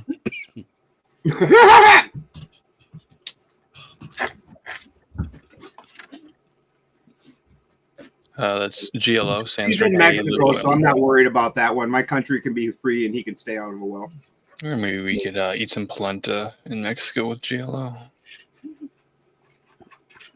I would go hang out with GLO in Mexico, but I would not eat polenta. If he tried to serve polenta, I would then thoroughly make fun of him and Mhm. shit. He don't seem like the type of guy that would try and serve you polenta though. We may have some listeners who aren't familiar with GLO and our history with GLO. Gay Lube Oil, great guy. He's written the book Pillars of Wisdom. And last time we spoke to him on this Actually, I have that sitting right here. channel, yeah, he had a situation where some strange occultists were going to speak with him, but then did a Zoom call and they told Glow that they did not read his book at all, and that they didn't like what he said about women and how men could have relations with them. So they refused to read the book, called him Sounds right. a grape enabler. Yeah. Didn't like his fruitiness one bit, and basically tried to put him in his place. So then we went over and checked them out, and they were these guys were selling spell work courses for like $666. Yeah. And Nice. then I ended up following. Somebody said that that doctor, which I just despise when people call themselves doctors. James Maiden, what's up, you fucking stud? I hate when people call themselves doctors, but this one's Dr. Angela Pucca. Yeah. And wow, is she all about turning everything fucking super homo?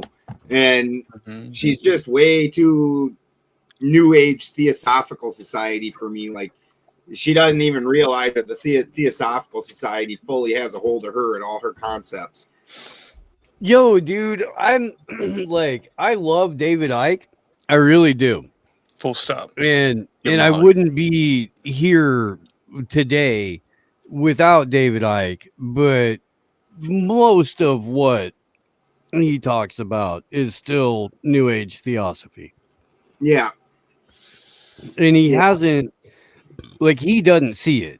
Like, because I've heard him go off on Blavatsky. I've heard him go off on, like, that whole fucking era of human history.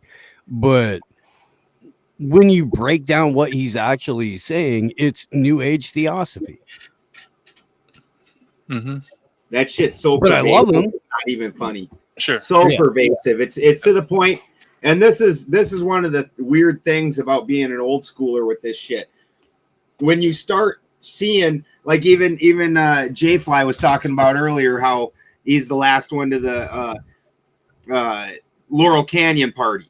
Like, you know, like that gets weird for like the old schoolers, because like the shit that we'd already discussed, rehashed, blah blah blah. Well, that's been, again, like I talked about, the whole regurgitating, and somewhere in that process, all the people that did the original work get cut out of it, and so then it's just a regurgitation of what the last couple people said of it, and they don't really know what the fuck they're talking about.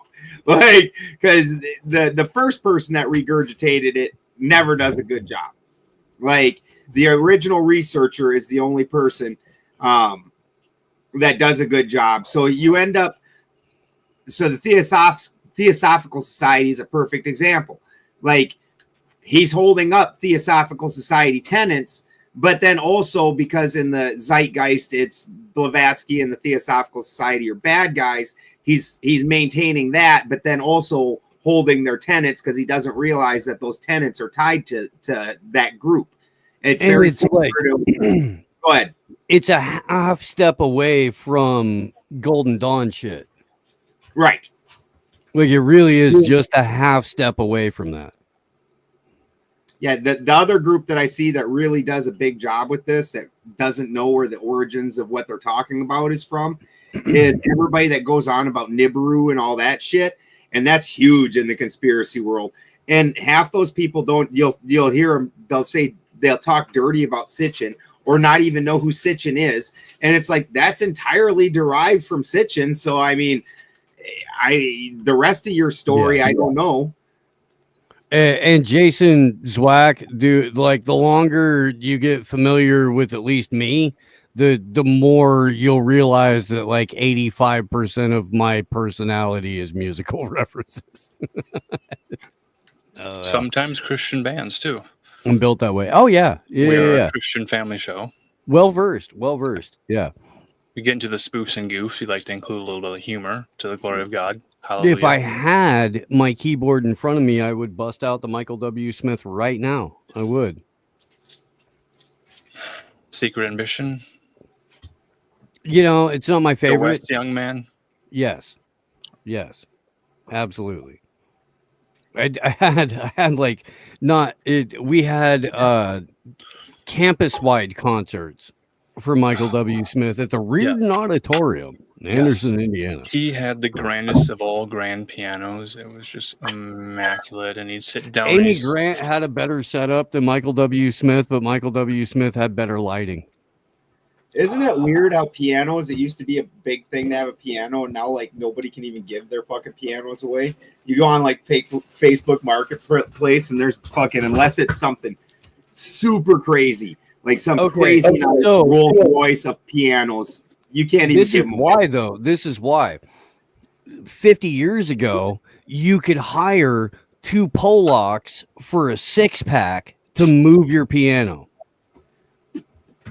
Now it's like a whole crane set up. They got a special truck. It's like a $2,000 minimum adventure.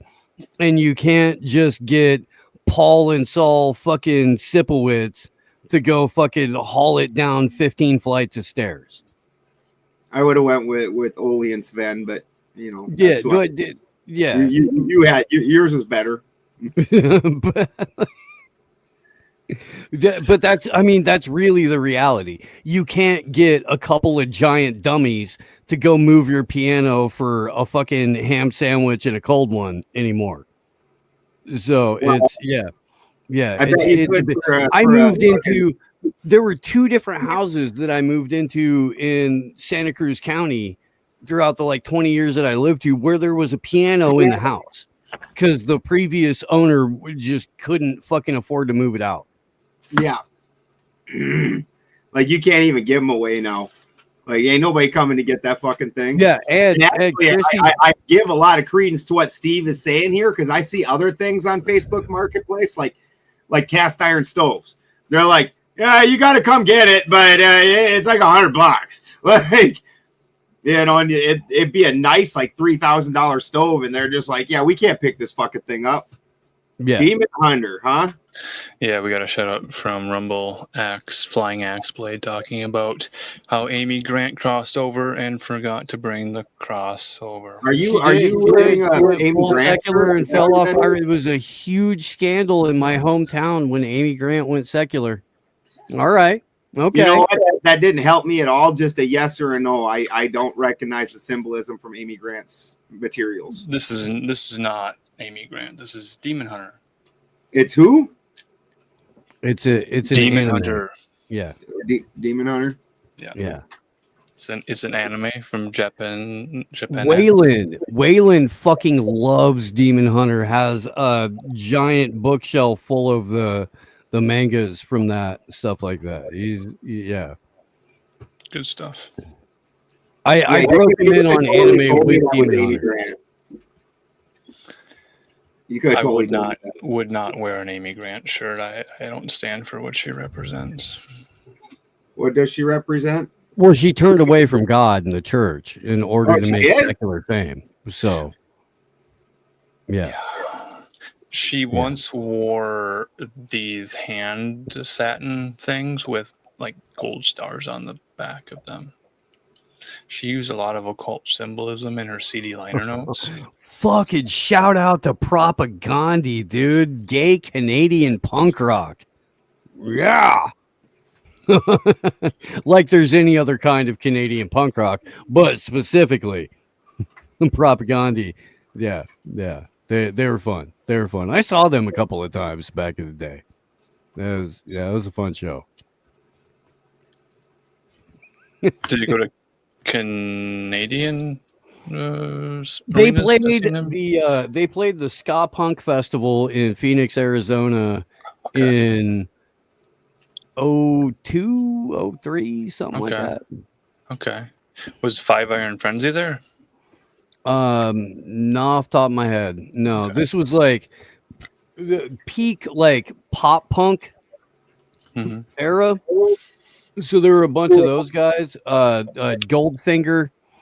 I think Blink 182 played, but they also had Dropkick Murphys and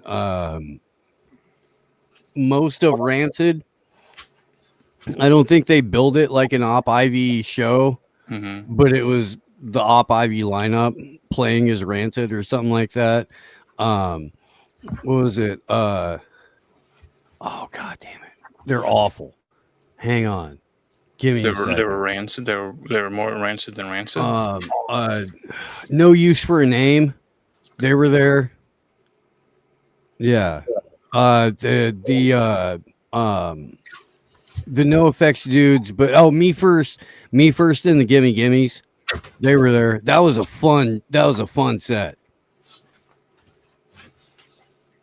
Writing them down. Me First and the Gimme Gimmes. I've heard that. The only time I ever heard really weird, wild music like that on a fairly regular is obviously when I lived in Longmont.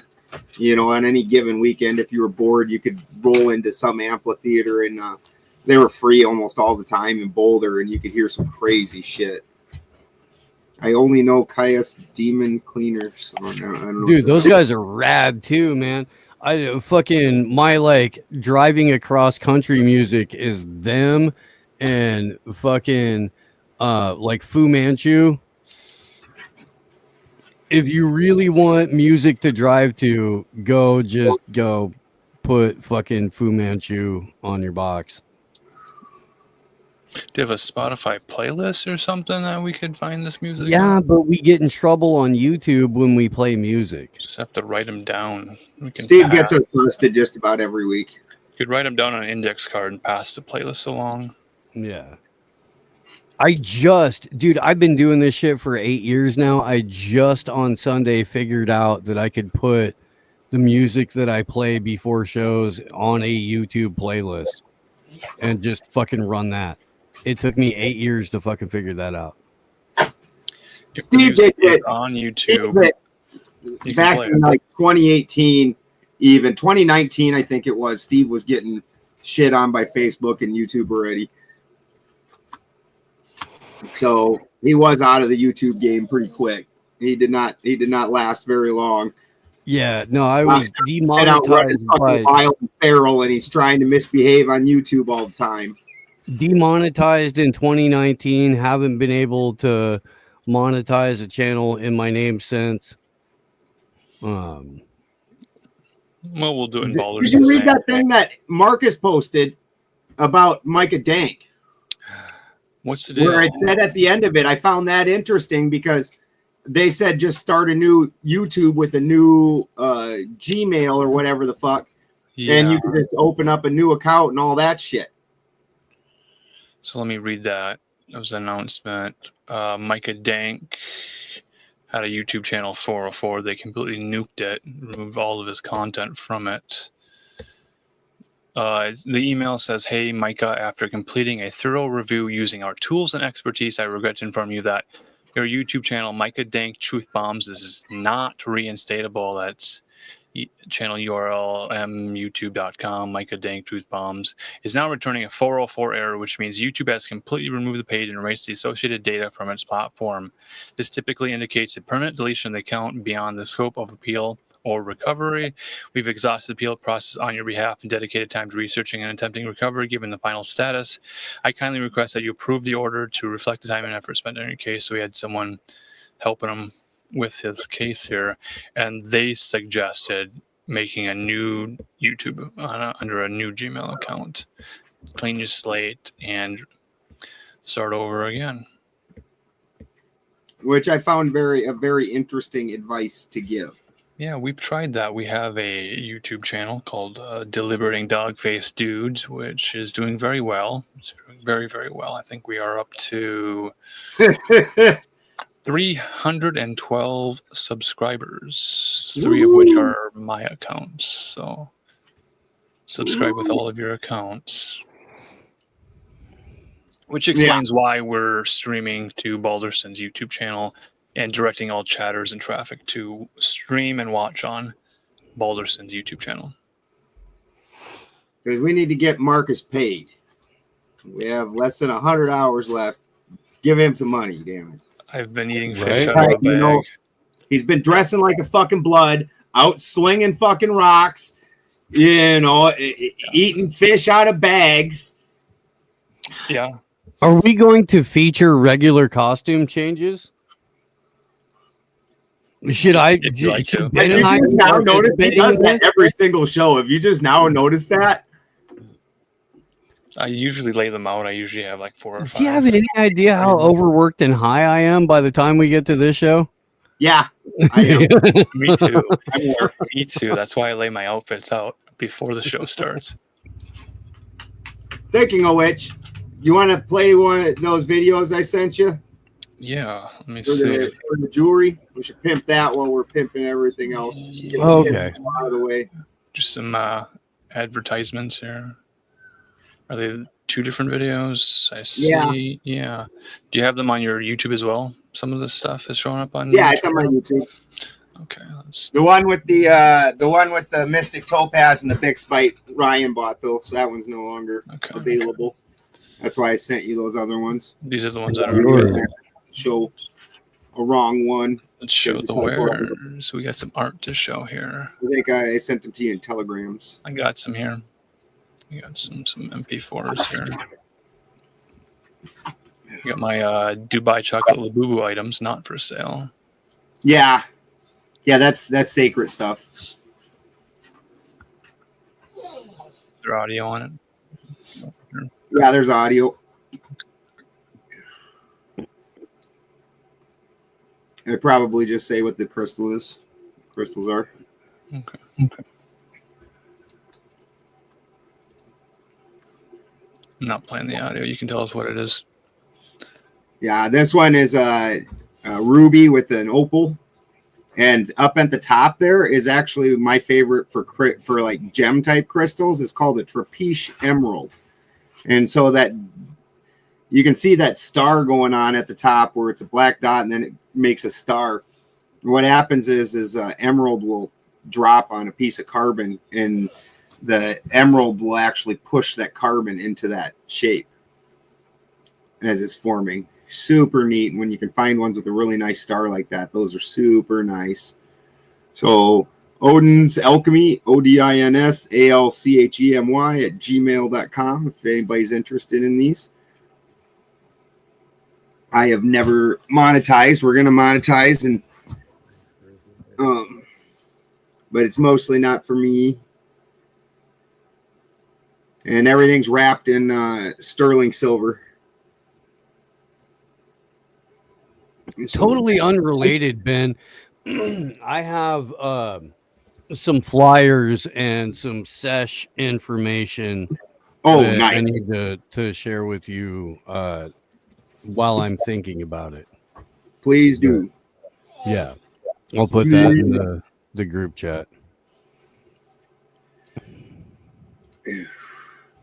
I appreciate it. The other art here too to show you.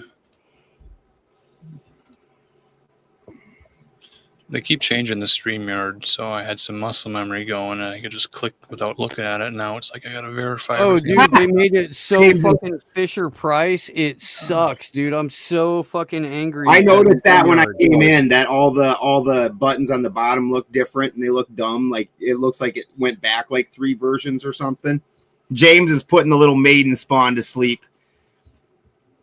There we He go. says, "No, you're supposed to be up podcasting, Dad. At Why the aren't you on other the wire show, Dad?" It's Tuesday night, Tuesday, July 15th, 10:04 p.m. in the Central Time Zone. We got another wire wrap to show you.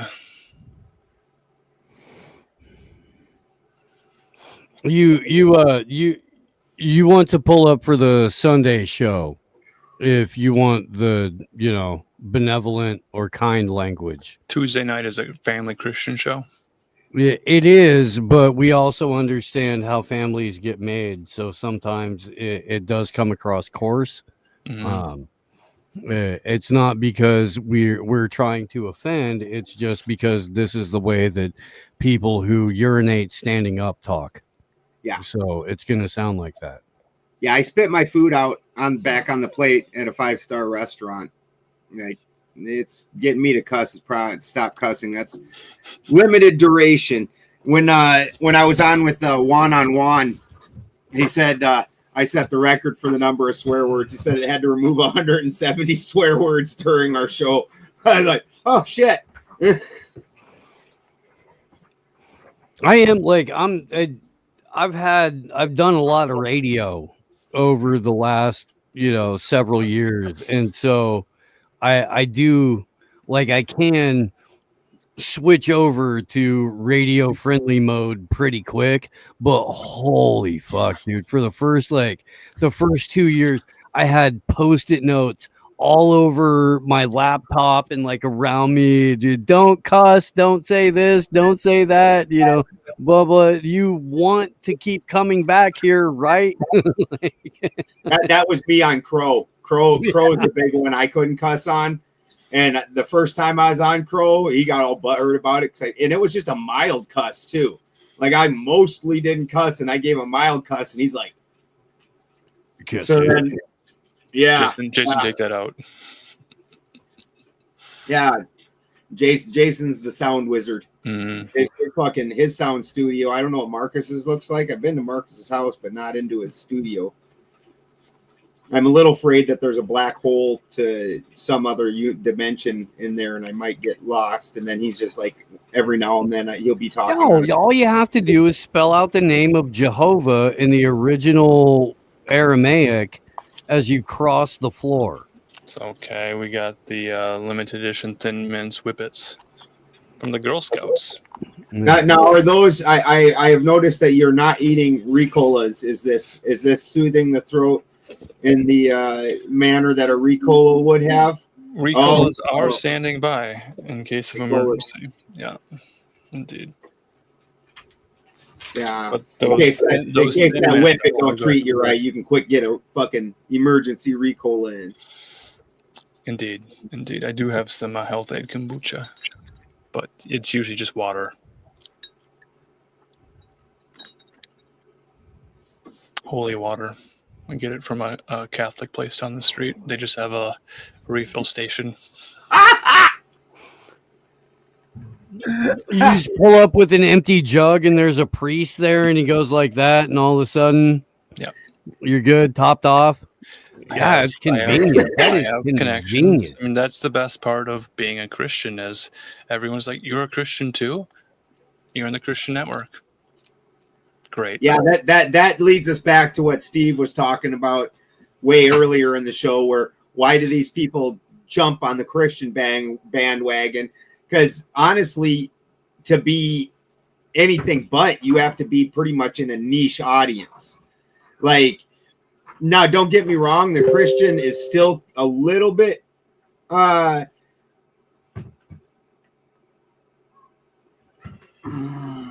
if you're still a little bit, do we need to send Jim a link? Is that what that said? I'm not sure. It's I mean, still we can. obviously you don't get. Oh yeah, come on. Yeah, send Jim a link. He wants to come on after he gets the baby to sleep. Sure thing. Christian's still not like pop culture, but it's the level right below it, where you're not like where you talked about the Amy Grant leaving Christian culture to move up. Like for most of these people, the Christian culture is a step up because compared to any niche market, you're going to make way more in the Christian culture. Way more. It really like I'm not being you know how I usually am when I talk about this shit. Like I very clearly remember like my church that I grew up in being very upset about Amy Grant going secular. I remember there being like a whole fucking like there were op-eds in the newspaper about it. The town I grew up in is like a central hub for the Church of God internationally. Like it's a church town. Nothing moves there without, you know, church elders greenlighting it, which makes the racetrack and the Nestle plant hilarious, by the way. But you know, that's the way it fucking goes. They're the ruling mob there. Yeah. Same in Reading. You know that in Reading, the only people that got they had 6 dispensaries that they were going to allow a lot for Reading. If you were not on the Bethel green light list, you did not. If you were not church approved, you don't get to own a marijuana dispensary. Yeah. Like only the good Christian. Because Christy had a client, and this client he was already involved in farming, already involved in heavy commercial agriculture. He grew wild rice, and he was he had the money to do all the. He paid a couple different times. People don't even realize the games that they played for aspiring growers, where they would take and you would pay to get this license, but then they would change the laws ever so slightly, like a month later. And then now that license you applied for doesn't count anymore, but fuck no, they're not giving you your money back. And so now you've got to reapply under the new rules. And this dude did that numerous times. And because he's, shit, I think he might've been fucking, a Muslim. Nope. No chance. Right. Or maybe it was a Sikh. They got a big Sikh faction. Huge. Yeah. Huge Sikh temples from Reading up to like Oroville. Yeah. I mean, massive presence. It's wild, dude. I never seen it before I moved to California. In the Midwest, we don't have any Sikhs. The only Sikh I ever saw was on Johnny shit, what was that racing car show? Oh, Johnny Quest. Johnny Quest, yeah, that was the only Sikh I'd ever seen. Yep. And then I moved about Haji? Yeah. You fucking racist.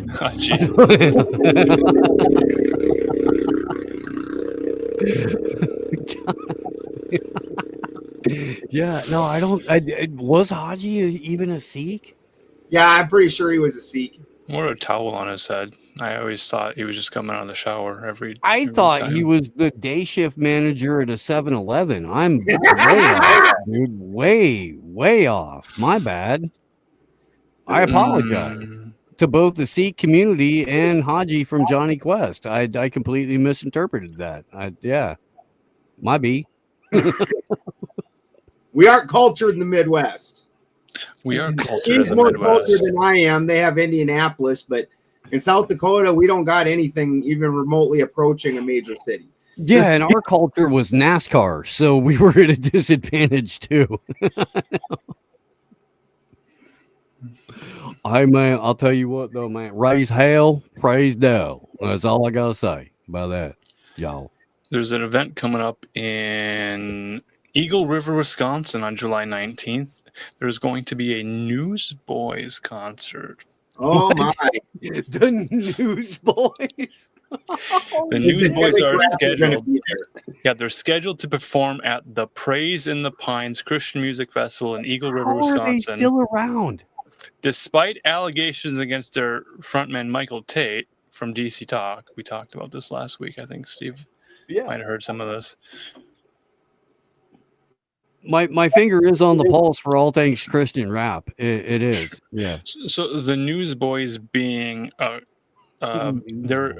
they a corporation or they're incorporated? They're owned by a guy named Wes, W-E-S. He owns the band and he books them. So they're contractually obligated to play the shows. They'll swap out the lead singer. Doesn't matter. They're going to play Praise in the Pines, Rain or Shine, come hell or high water. Hallelujah. On July 19th, 2025. Like, you're almost selling yourself in that instance. Like, here, you own me now. It's about a 4-hour drive from where I'm at, 4.5 hours. I'm thinking about maybe driving to see the Newsboys play their last show. Drive to see the Newsboys and get man on the street interviews with the crowd. Yeah.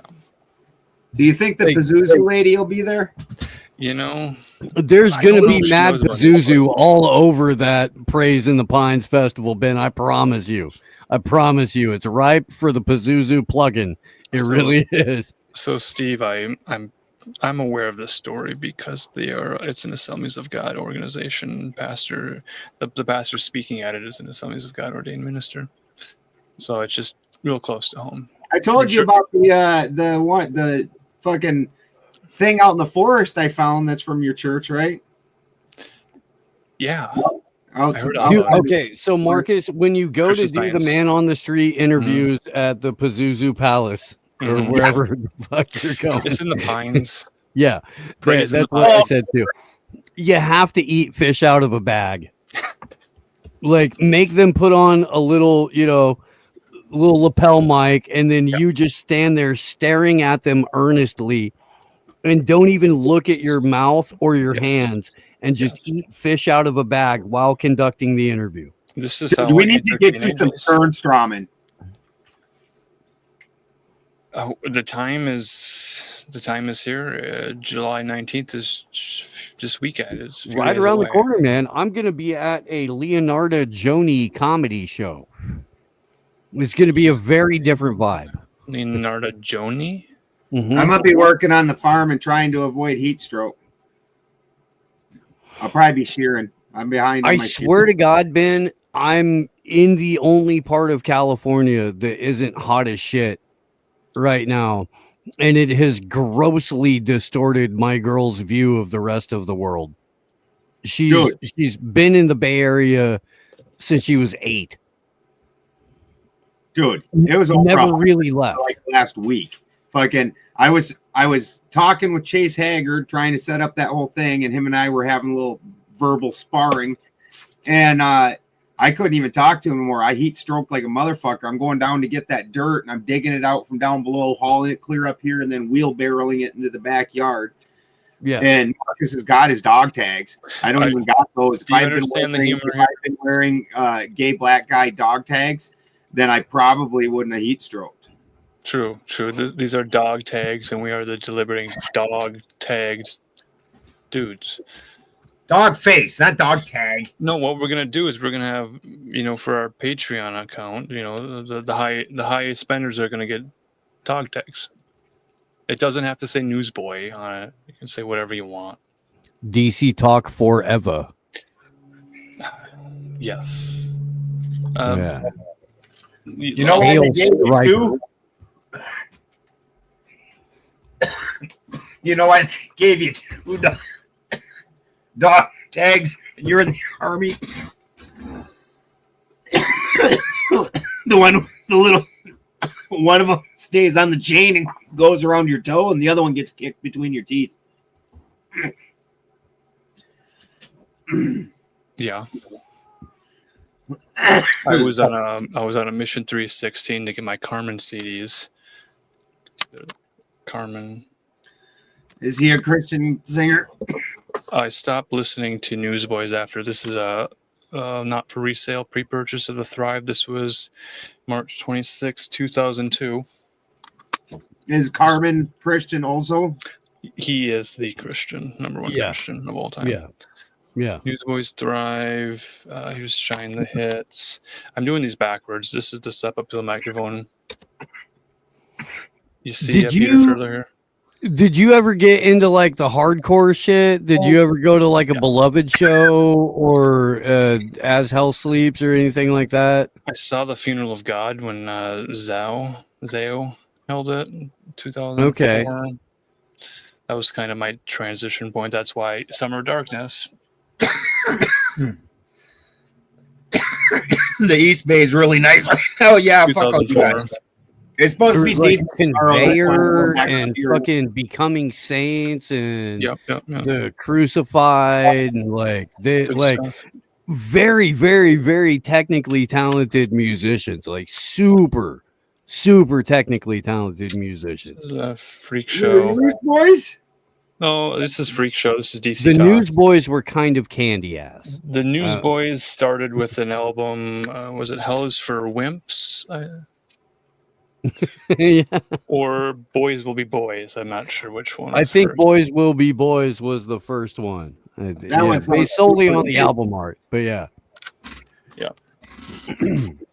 So when I tell you I'm a Newsboys fan and people don't know if that's a joke or not, is my CD collection. I really like this one. Yeah. Take Me to Your Leader. Marcus went to Televangelist College. Yeah. He was going Right? to be. Which, Kenny by Hill. the way, you'd think you'd be better at emptying the pockets of the fucking audience if you went to goddamn televangelist school, Mark. What the fuck, dude? Like, you're Doesn't half-assed. teach you nothing? It's, yeah, I mean, we would do donations. We'd have telethons. My brothers and sisters, I come to you in conviction. I am here to deliver a message not of me, but of the Lord. Newsboys Seek and have ye some- shall find, motherfuckers. Seek and ye shall find. And That's why I see got drummed out of. donations. Yeah, I got, ain't no nation like a donation. Ain't no city like generosity. This is the Supernatural. DC Talk Supernatural. That would be a great show to see. Hey, it's got a cool cover on it. You never even showed that second wire wrap. You gotta look at your fucking Newsboys collection like your Zerlath over here, Right? and you don't even take your Right. shirt off. And He's show us your eternal. nipples?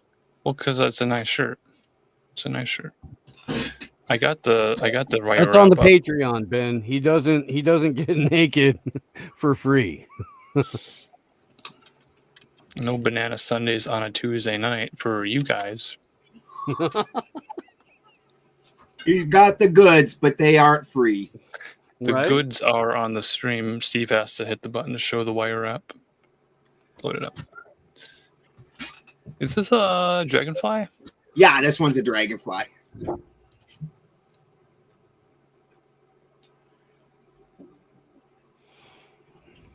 And it's a tanzanite, which is your psychic crystal, Okay. and a very nice labradorite cab.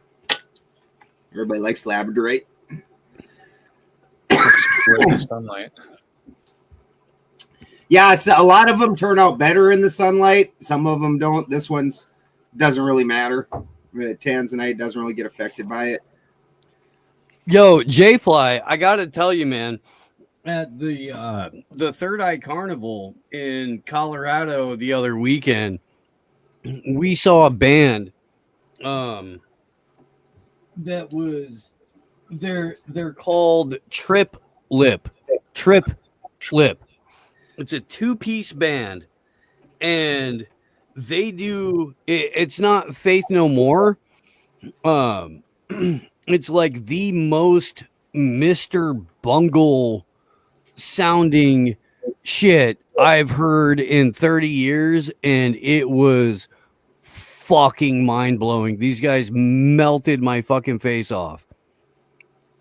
Not on drugs, Mm-hmm. not on psychedelics, that, you know, not even high, dude. I just there with fucking nervous energy for trying to pull off an event, and these guys fucking killed it, man.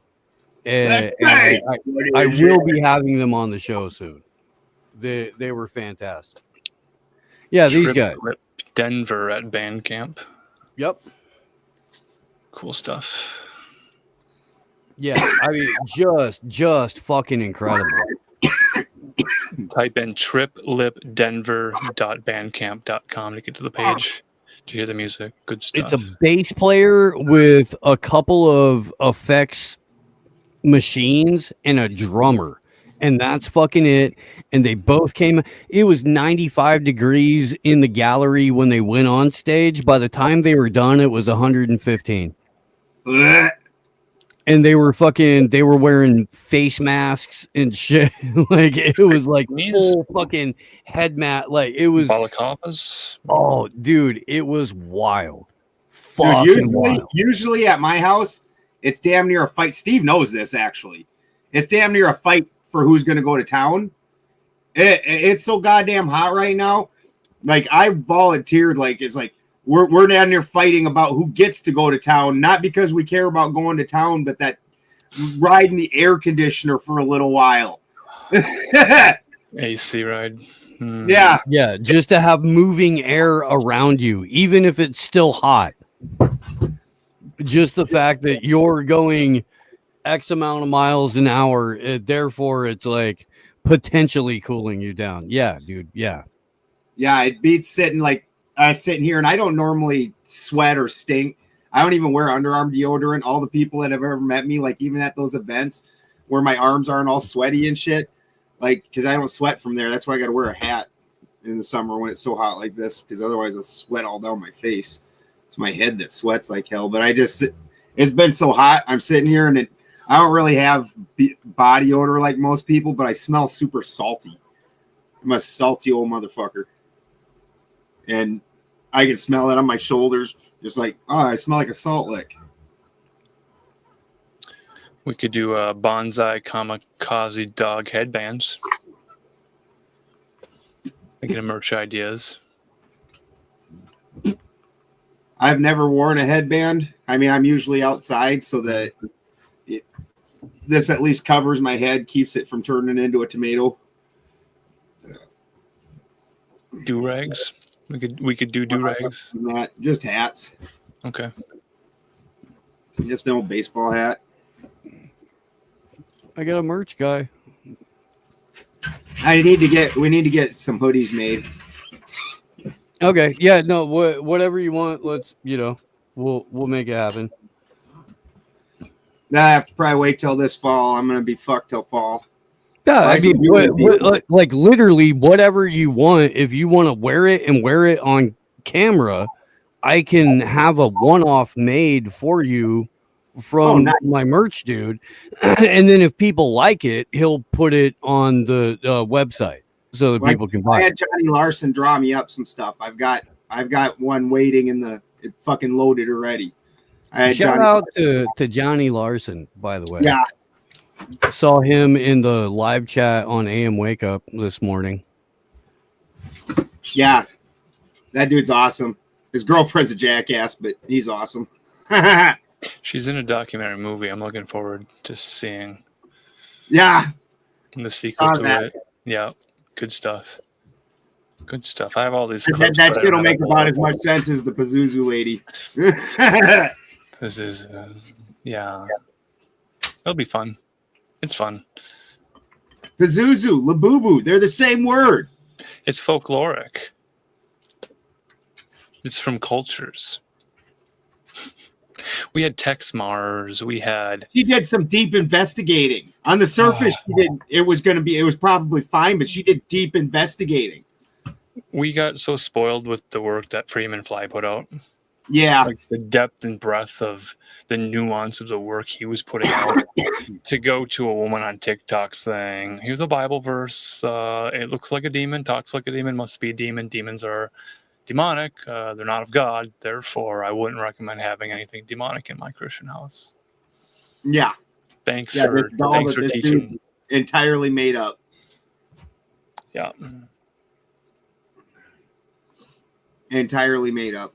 And like I said, looks like remember the cover of Where the Wild Things Are?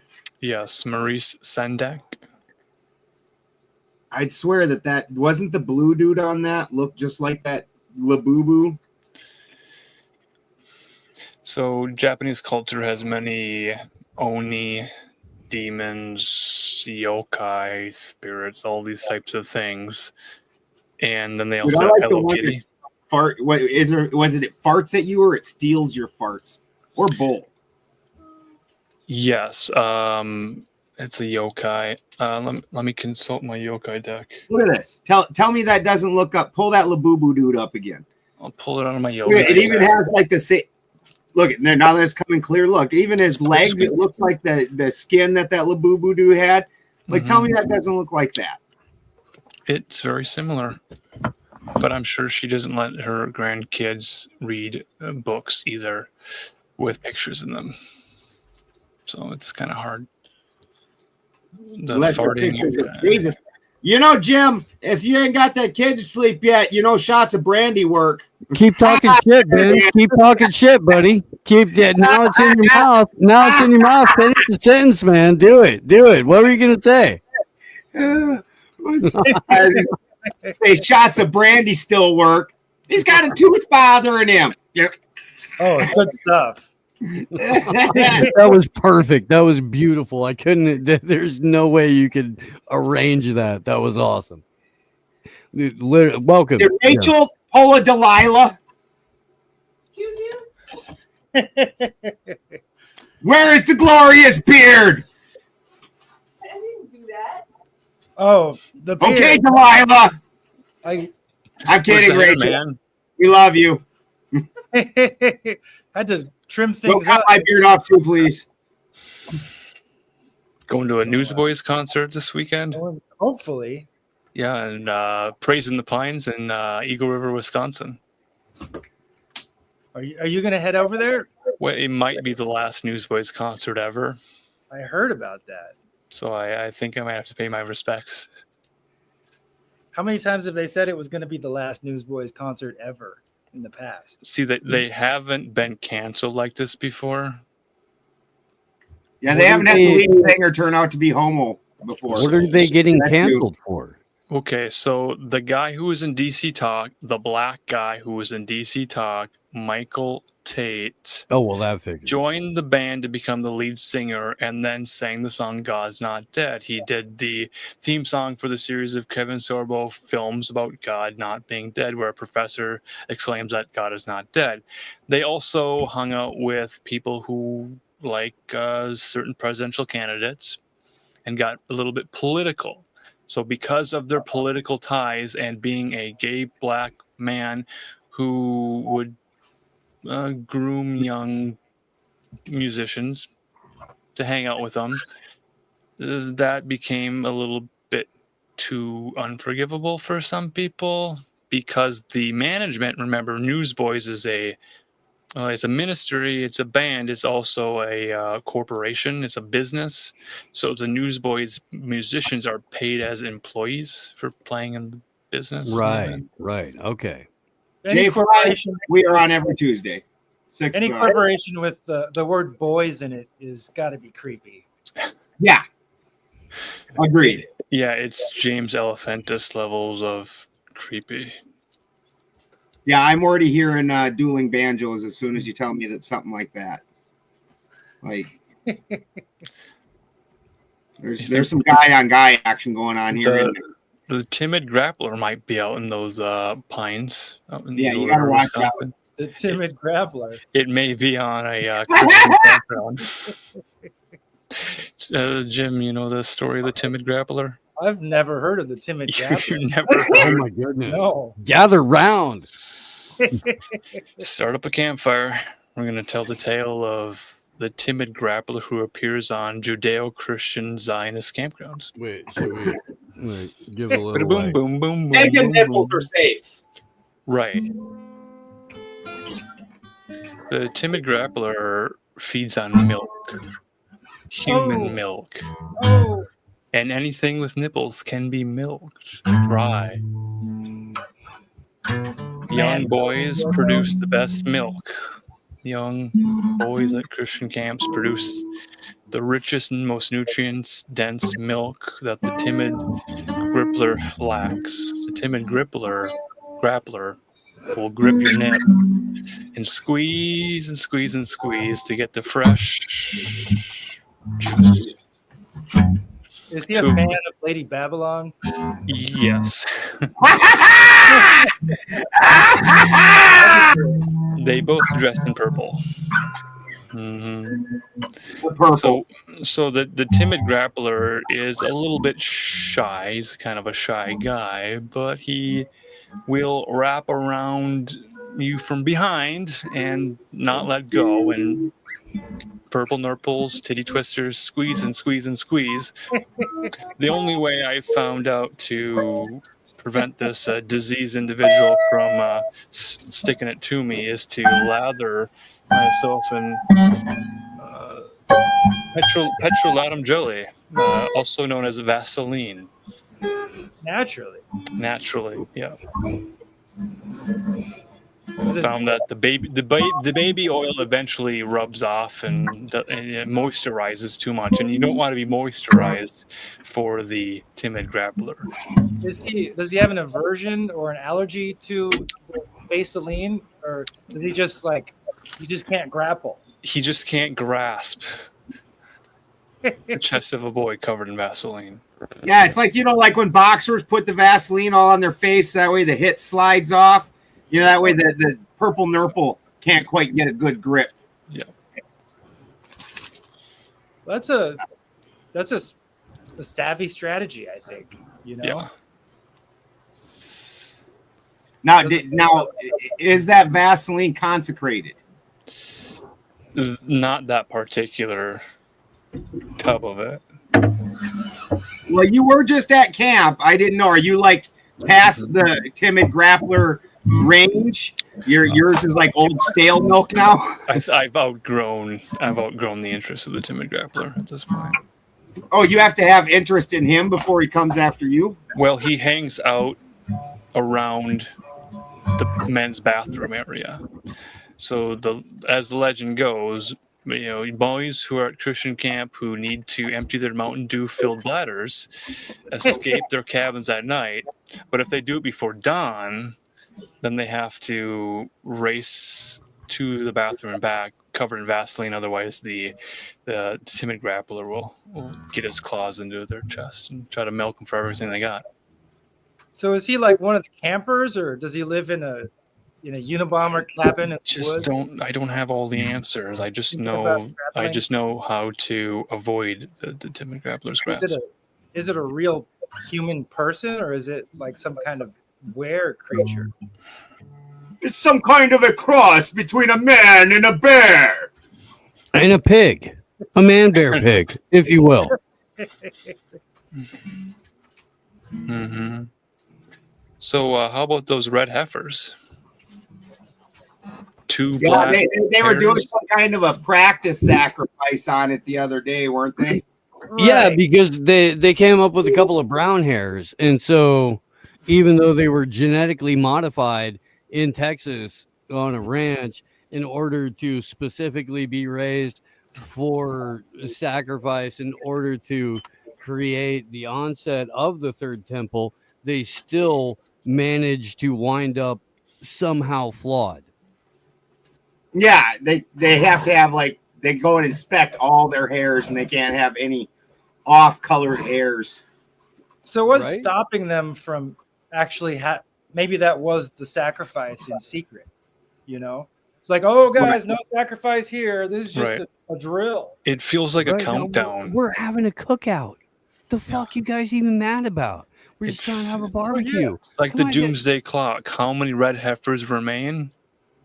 As many as you can make on that genetically modified ranch in Texas where they got the original two. Well, so in Israel, there were 5 original. Yeah. One ended up having 2 black hairs and was taken out. Oh, the milkman. So 4 I've heard a lot of red heifers speculation remain. about maybe there's a separate spot where the temple sacrifice could be. Like there's not just the one spot where everybody thinks it is. Maybe there's an underground temple. Mhm. What if they did the real Underground ritual? would make sense because everything from the old days is always underground. And plus, you're supposed to have a priest walk on it who's never crossed water in his whole entire life. Like they've raised little Cohens in a cave for generation after generation just for this purpose. So that they wouldn't have been, they can't walk over a graveyard. Is that what it is? Can't walk over water. Pretty interesting. Do you feel like it's the countdown? Like 4 red heifers remain. It's Doomsday been a clock. countdown for 2 years. Right, but now they've taken one out. There's 4, so we're like minutes to minutes. Well, and how shitty is that for that one? They're like, yeah, we practiced sacrifice, which means that nothing good came out of the sacrifice. You just had to die. Like, at least, the other ones, like, when you look at, like, ritual sacrifice, supposedly you're sacrificing for this greater good. They're like, nah, we just wanted to practice. Greater Israel Project is the greater good in this instance. What if you were making war through deception? Would you actually show the real sacrifice? Or would you say it wasn't a real sacrifice? You know, what if it just goes quiet all of a sudden, and then some dude shows up and he's trumping it up as the peace bringer, Like a gold member. Have you seen Austin Powers 3 Gold Member? I like gold. It's been a long time. Mm-hmm. It's been a long time. Maybe it's Jeffrey Epstein is the Antichrist. He's on He an looks island. presidential to me. Isn't was a that just presidential wild candidate. that Trump's ready to just burn everything on that? Like, he It's doesn't pretty- realize how much that particular campaign promise was in his base. Like Yeah. people really wanted to see that. Well, he I think gave it's us the pretty JFK much- files. They pretty much just came out and said, you know what, guys? You don't live in a real country. There's no rule of law here. We do whatever we want, and you guys could get fucked. You know, you're not in control. Mm. You're just My favorite example of this, it comes from a tweet from Donald Trump Jr.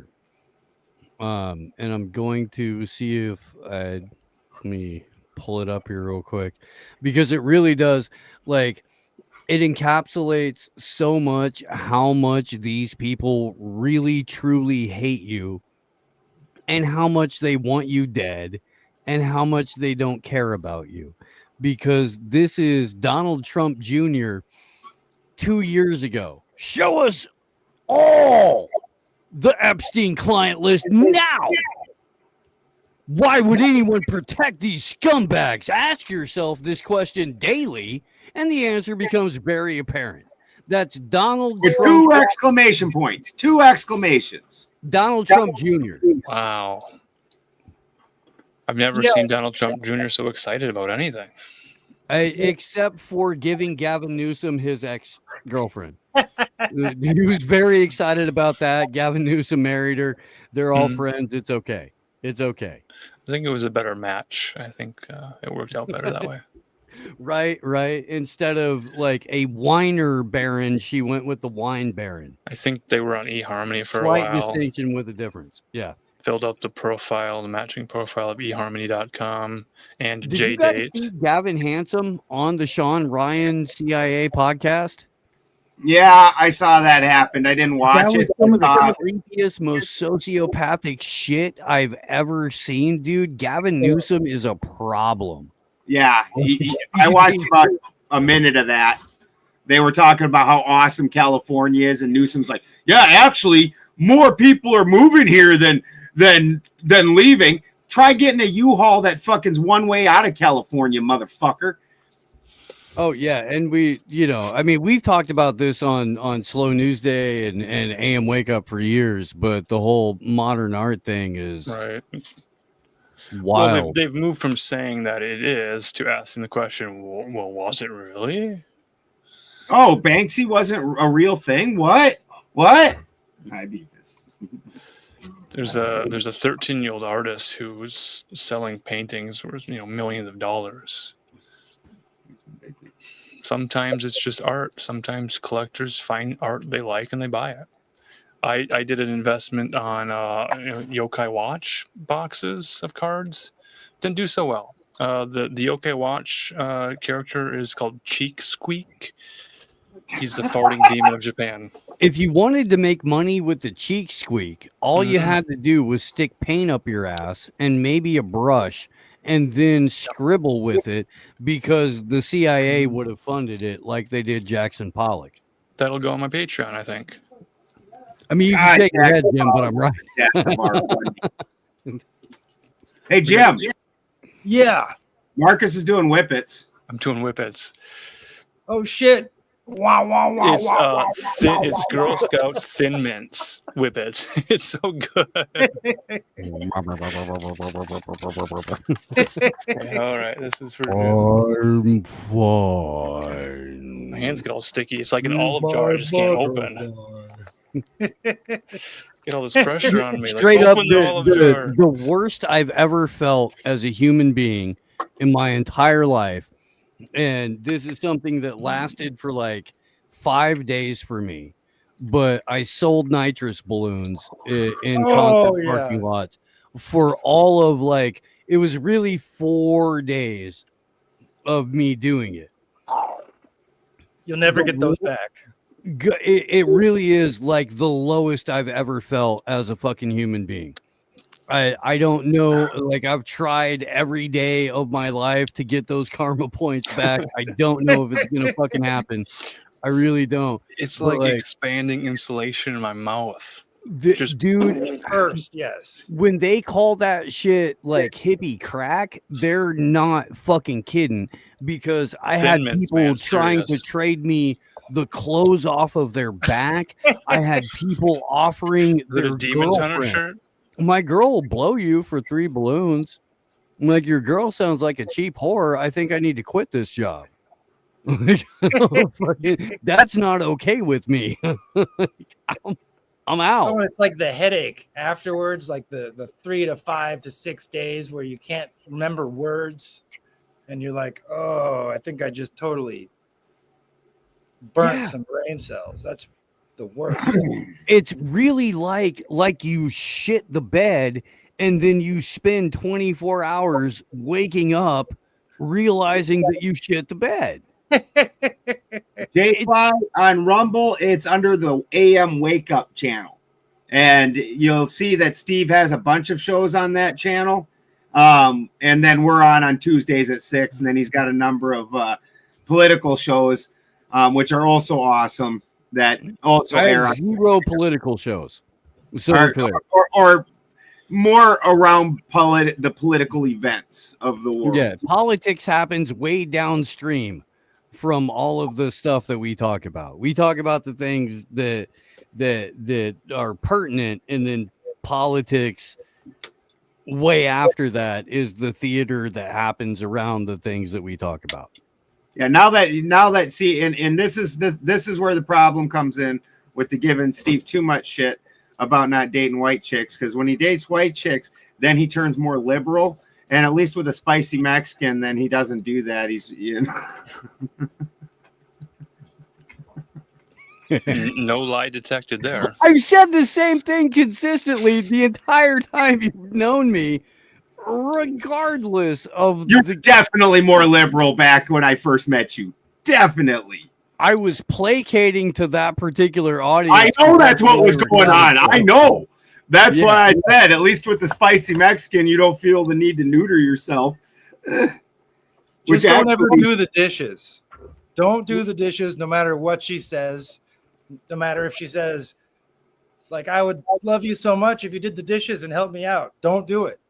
Because she's gonna lose all respect for you. She's listening right now too. That's hilarious. Lick your plates clean. I actually dominance. was digging through and clearing the shit out of my phone and looking for some stuff, and I found the picture of the first day I met Steve, actually in person. All the memories. Oh yeah, yeah. Yeah, right when you stepped out of your truck there, I have a picture of you fucking when you and I first met. That was cool. That was a fun day and a long weekend and fucking yeah. No, dig We it. got black helicoptered. That's how you know you're hitting the right notes. We got grotesquely black helicoptered, and then they came through and they laid down like a bunch of charcoal gray fucking chemtrails right over the top of Ben's farm. Yep. And then there was a second series of planes that came through that put like white chemtrails over the charcoal gray color. We got all this shit on film. Yeah. But it was super weird. You still have it? Yeah. That'd be interesting to see sometime. Yeah, no, they laid a black one first, and then they came by and laid white ones underneath it. And What the the white fuck one is that spread out and hid the black one. Were they just trying to play sky checkers? And then the night we were having a bonfire, literally a black helicopter full of armed men.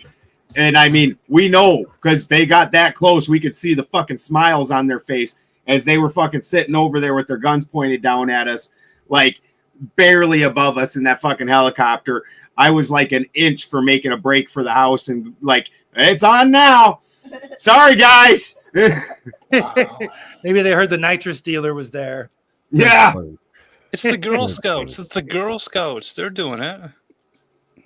It's Girl Scouts. It's Thin Mint flavored. I don't know where the flavor comes from. It just. I mean, for all they know, we could have been selling cookies, but it was egregious overreach as far as like resources were spent, and I don't know. We were just trying to hang out, man. We had Yeah, we were helicopters at hanging out around a Oktoberfest. bonfire. It was ridiculous. So at Oktoberfest, we had helicopters flying overhead, just to remind you. Shootings, Yeah. helicopters. Yeah. Interesting. You're talking about the Las Vegas Flattoberfest? Yes. Yeah, those guys were doing something though. Holy Mhm. fuck. That was like 1980s crime. I haven't seen anything like that since the 90s crime bills passed. Like, holy shit. Welcome to Vegas. Yeah. Well, they said the locals that I talked to said that was the violence and the crazy heavy crime came with the Raiders when the Oakland Raiders moved there. Okay, I was there a year before the move. You know, they had just opened the stadium. The Raiders hadn't even kicked off there yet, and the entire like north and east side of Vegas was Murderville. Well, I got there right after they lifted the mask restrictions and all that stuff from COVID in 2022, and the casino that we went to, because our buddy was doing comedy there, and that's where the comedy club was. You know, they're like, every single comedian that went up was like, yeah, dude, just across the street from the parking lot here, you can get every drug under the sun, contract killings, and fuck it, you know, like it was an open, a running joke. Yeah, we And stayed then in Vegas tried to blame it on the Raiders, but it was already way that gnarly before that. the Walmart across from the Sam's Town Casino. Fucking that, they had an actual like sniper nest that just stayed there, and there was shootouts numerous nights while we were there with the police, where the police and people out in the parking lot are just actively having a shootout. And what was crazy is motherfuckers are still walking in and out of Walmart. I had to get my Ricola. I got them. Yeah, they're great stuff. Yeah, we were one of them. Yeah, oh yeah. You're in Yeah, the I food like the chain. cherry flavor. The cherry flavor. To be fair, there was not a shootout actively happening when we walked in and out of Walmart. I would not have walked in to get Dave Smith a plug-in fucking if there was an active shootout going on. These are the cherry from South Carolina when we got to Greenville area. Didn't have So a you guys Walmart. burnt on talking about Epstein stuff? Because I've been thinking about it quite a bit, and I haven't had any chance to bounce any ideas off of You're people. welcome to vent and say whatever you want, man. We actually And really don't talk about it that much. So not Yeah, on yeah. this show. No, Not like on this I've been covering it for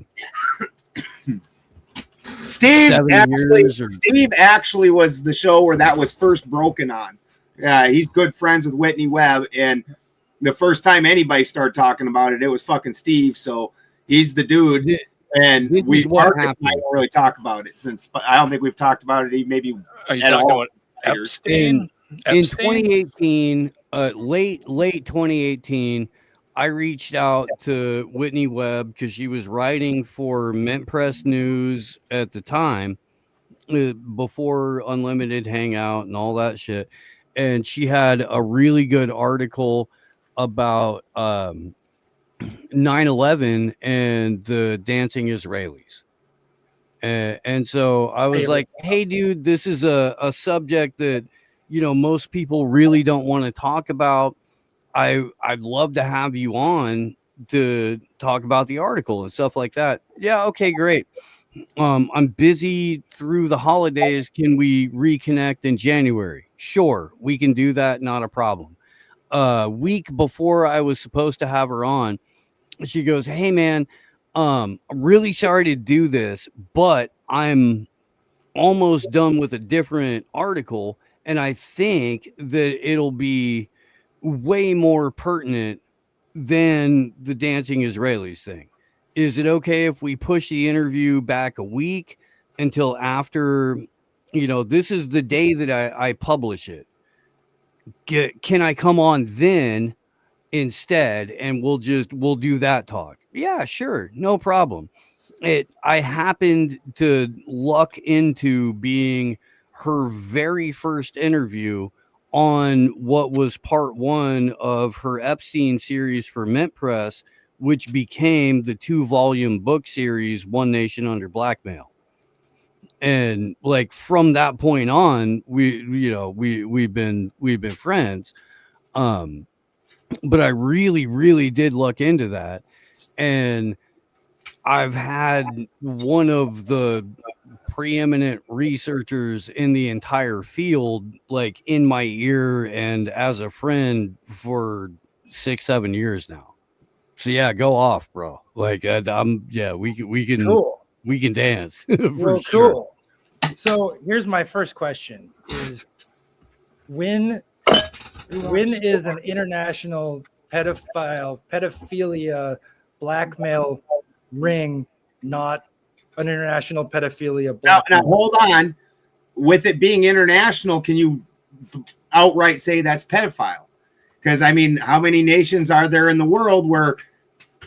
What are they trying to drop that down to in the Arab nations now? Like 8 or 9 or some fucking crazy shit. So pedophile is only here. Right. It's only a big thing for people that are going to get excited and emotionally charged about something. And I don't think that's what it was going on. I think that Jeffrey Epstein was a much bigger player and doing a lot more different stuff. Like there might have been some blackmail, but I think the island was, so he was a finance guy. So he would like give people advice on how to take their money and hide it offshore and get around the laws. Like he gave Elon Musk advice. I think he was a financial manager for undercover, drug dealers. And, like if you want to be an investor, you invest in a mutual fund, and they've got some high risk things, some low risk things, and some middle of the road things. Maybe that's great, but maybe you've got a lot of money you want to launder and you want to make a lot of money fast.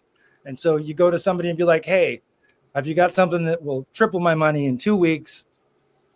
I'll do that, but it's high risk. It was like, yeah, here, give me 50 million and we're going to be helping these guys smuggle some heroin over here. They need to buy some boats. I think he was a international banker, business financial. He was a bag man. Totally a bag man. Yeah. But they were like romancing people that were investors there. So sure, there might have been some blackmail, but if he was blackmailing every single person that went there, wouldn't people get the idea to stop hanging out there and doing stupid shit? You would think. Well, okay, so there's a handful of different ways to look at this, and one is if he's just a bag man, that means that he's facilitating and moving money and making connections. He can't do that without backing, right? He can't do that unless he has a boss. So you have to immediately look at his associates and go, okay, well, if he's being ran, then who's running Epstein? And so the first people you come across are the Maxwell family. And those blacks that have rocks. Yeah. Which don't exist without Mossad or Israeli intelligence. So there's that, but then Robert Maxwell was also, he ran the Telegraph, which was the second largest news service for the entire country of England for a number of years. Then you realize that Samuel Pizar, who was former Secretary of State Antony Blinken's stepfather, gave the eulogy for Robert Maxwell's funeral. And like, Epstein does seem to be much more of a concierge, if that makes sense, than anything else, which ultimately, makes him, it puts him on the fucking hook for everything. And it absolves everybody above him, and it also absolves everybody that he connected, because he's the bad guy. He was the linchpin. But so his entire career, he's doing this terribly stressful, dangerous job, which is a high reward. That's not his island. Epstein Island is not Epstein's island. Epstein Island was Epstein's office, his place of doing business. But I guarantee you that guy had a secret island, which was his home somewhere else. That he could probably get to by submarine. How do you get out of that business better than faking your own death? So, okay. So my theory the whole time, and we can incorporate the fact that Ghislaine Maxwell was a submarine pilot. Oh yeah, absolutely. We can incorporate that into it, but I think he fucked up too many times, and he was too public a figure. So I don't think he died in that jail cell. I think he was removed, but my personal theory is that he didn't get the face change and to go hang out on a different island. I think he got tied to a chair in a fucking Mossad safe house while they figured out where all of the compromise was, because none of it's been released. So they're still holding on to all of it. That's an interesting theory. And it brings me to a question. What about the thing where he said somebody tried to kill him like a couple of weeks before his actual suicide? He thought it was his cellmate, and he was kind of beat up, but then he wouldn't talk about it. And he had like an orange ribbon tied around his neck. Mm-hmm. What's that about? I think he was trying to signal to people that he wasn't ratting. I think that was like a final plea for extraction. And I don't think that it went well for him, but I think that was to signal to people, hey, I didn't rat, I'm here and I'm in danger, get me out. And they went, you're more of a liability. He did say he was in danger, but on the phone, but in talking to his mother, maybe. but they didn't record the call. Who knows who he was talking to? Was he really in danger then, you think? Well, yeah, because again, the moment you become a liability, you're ultimately expendable. The thing that really stuck with me that Whitney has reported on and has said multiple times is that by 2019 and the elimination of Epstein, where we were technologically allowed for that operation to continue indefinitely without a figurehead, a bag man. And so because of the way that, you know, finance has been able to move through cryptocurrency and a bunch of other exchanges, you don't need the point man running lead for that as much as you used to. And it wasn't even necessarily so much that he fucked up, but he became obsolete. No, another job wrecked by AI. Right. And you know, I'm not even 100% in that camp, but it does make sense. Like I can see it, and I can see how it plays out and how it works. I don't think that we're far enough, you know, removed from the event in order to say conclusively, but it is a very, very interesting theory. You're basically just saying he got blockbustered. Yeah, and if we're you know, the industry one day and useless the next. And if we're talking about people that broker in information and then use other forms as leverage, you can kind of cut the messy shit out of that and just be like, we have all of your communications. We know who you are. We watch you at every angle. There's a camera. Yeah. It's interesting. You mentioned the money thing being the bag man. We've looked into Bitcoin a little bit, not a huge topic, but recently a large whale has moved 80,000 Bitcoin out of a wallet that's been dormant for 14 years. One Bitcoin exchange to a dollar is $110,000. So $110,000 times 80,000. Can someone do the math there? That's money that's being moved. That's a lot of fucking money. How much was it, a Bitcoin? Again? 80,000 Bitcoin. And for easy math, go $110,000. 110,000. 810 million. Mm-hmm. 8 billion. 8 billion. Over $8 billion of United States dollar equivalent Bitcoin being moved around. So was it some autistic guy in some basement somewhere? It was some pizza guy who finally found the tip that some asshole tipped him in Bitcoins, and he's like, fucking, I knew I had that! Or was it that dude who threw it away by mistake? He threw away his like junk drawer, and the Bitcoin was in there. And he was like, it's in this garbage dump.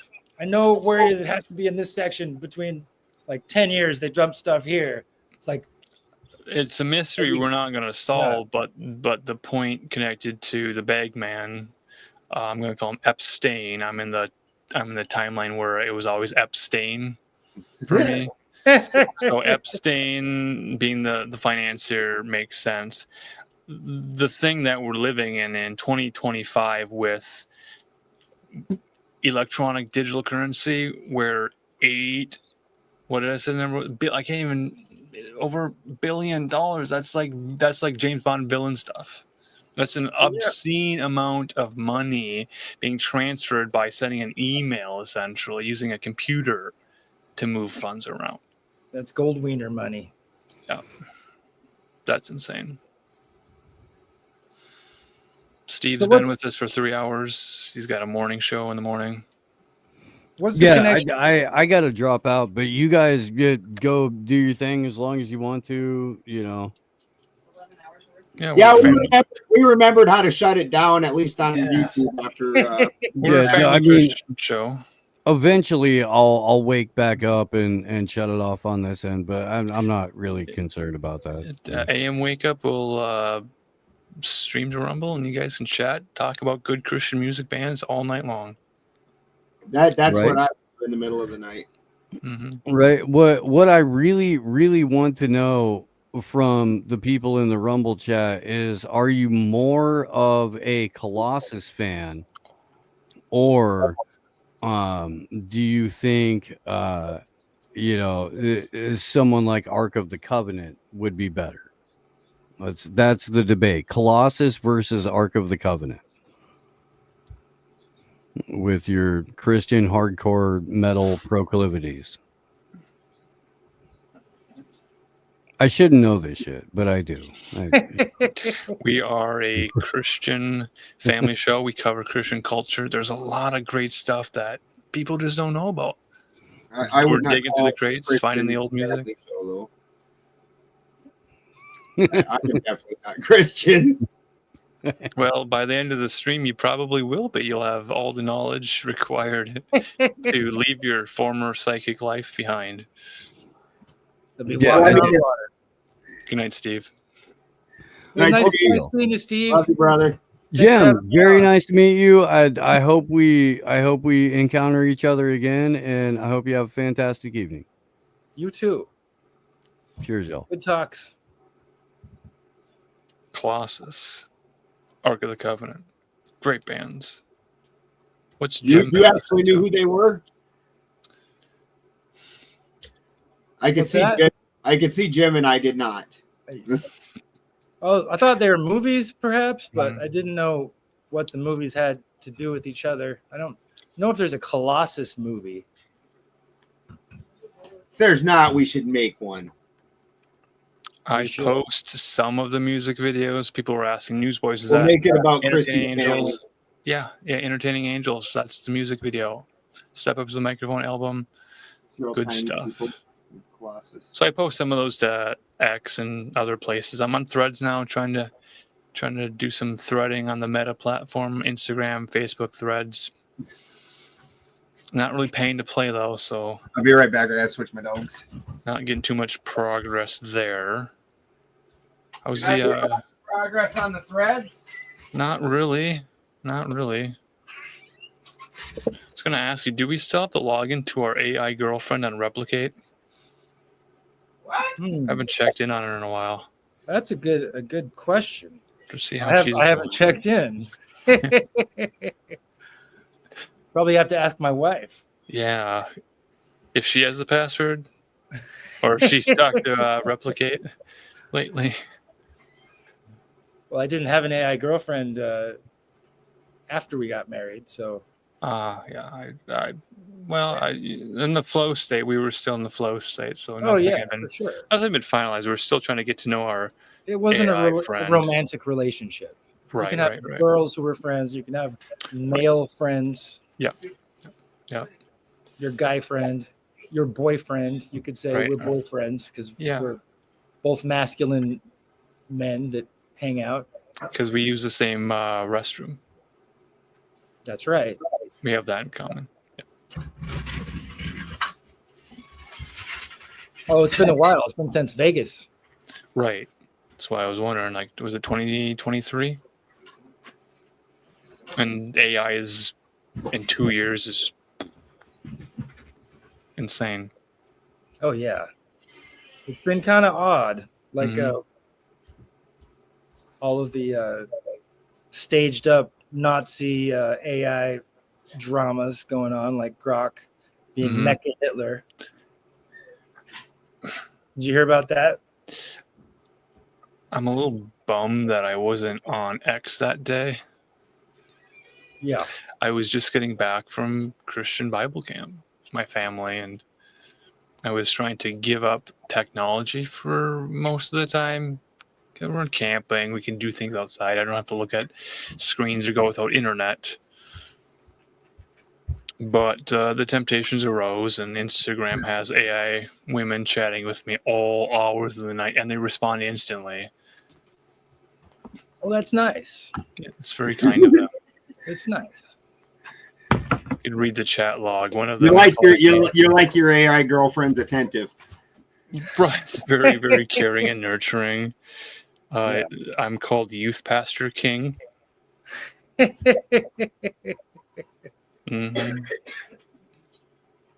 So I'm just looking at uses for Christian ministry and dating, and maybe we could get it connected to eHarmony. Oh, interesting. There's a lot of lonely young Christian men who are on eHarmony and they're not getting results, and they could chat with Madison, the girl next door. Do you think that AI Christian girlfriends could give men actual good advice to finding women and keeping? That's totally a real chick, Marcus, and she totally is hot for your cock. Well, okay. Do you remember back in like 1997, 8, 9, would be like ASL? You'd be in a chat room, there'd be ASL, and then be like PIC ? PIC, like pics. Do you have pics? And people would be like, oh yeah, I got to scan one in. So we'd scan pictures, photographs to make them digital to then share them online. Wait, what was ASL? What ASL mean? Age, gender, location. Oh, This is a Christian show. I won't say what S actually stands for. Gender. It's like boy or girl, man or woman. And then your location. There was only 2 options back then. Right. Yep. A lot of women lived in Florida. They were between 18 and 23 years old. Female, Florida, 18 to 23. It's kind of a common thing you used to see on the internet all the time in those chat rooms. interesting. I was never a chat room guy. I never had a good AOL. Lots of discs, though. Still have any of those? I wish. The CDs or the floppy We had diskettes? so many of those, like 3 or 4 a day, I think. Mm-hmm. It became like tribbles on Star Trek. They're just everywhere. Sure. Breaking them. My first ISP was Prodigy. Did some really elaborate art piece with like 100,000 of them or something like that. That would be awesome. I like to hang them around Christmas time from pine trees and just like spin them around. Totally. And then every now and then while it's playing a Christmas song, you go, ding, you've got mail. Got an Elf Bowling link you can follow. You guys remember Elf Bowling?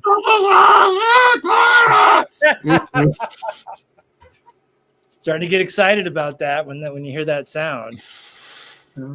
It's going to be anytime now. Anytime. Mm-hmm. Good. Download a picture. To It'll take download 2 hours. Yeah. Print it out because you don't have hard drive space, so you print it out and go screech, screech, screech. The dot matrix printers or the It wakes up everybody in the house. be so loud. Yeah. You gonna come over and say hi? She's like, no. He called me Delilah. Is he awake? Yeah, he stirs. He stirs. The child stirs. Oh, the little maiden spawn. Yeah. Little maiden spawn. He's a little Dickens. Ha, Going to bed. He doesn't want to go to bed. He wants to hang out and party all night long. You So he betcha. starts to fall asleep. And he's like, "Whoa, no! I'm sitting up." Open his eyes really wide. He's like, grabs my beard. Make sure I'm still there. Make sure that it's dad. He reaches up and grabs. Make sure there's hair on my chin.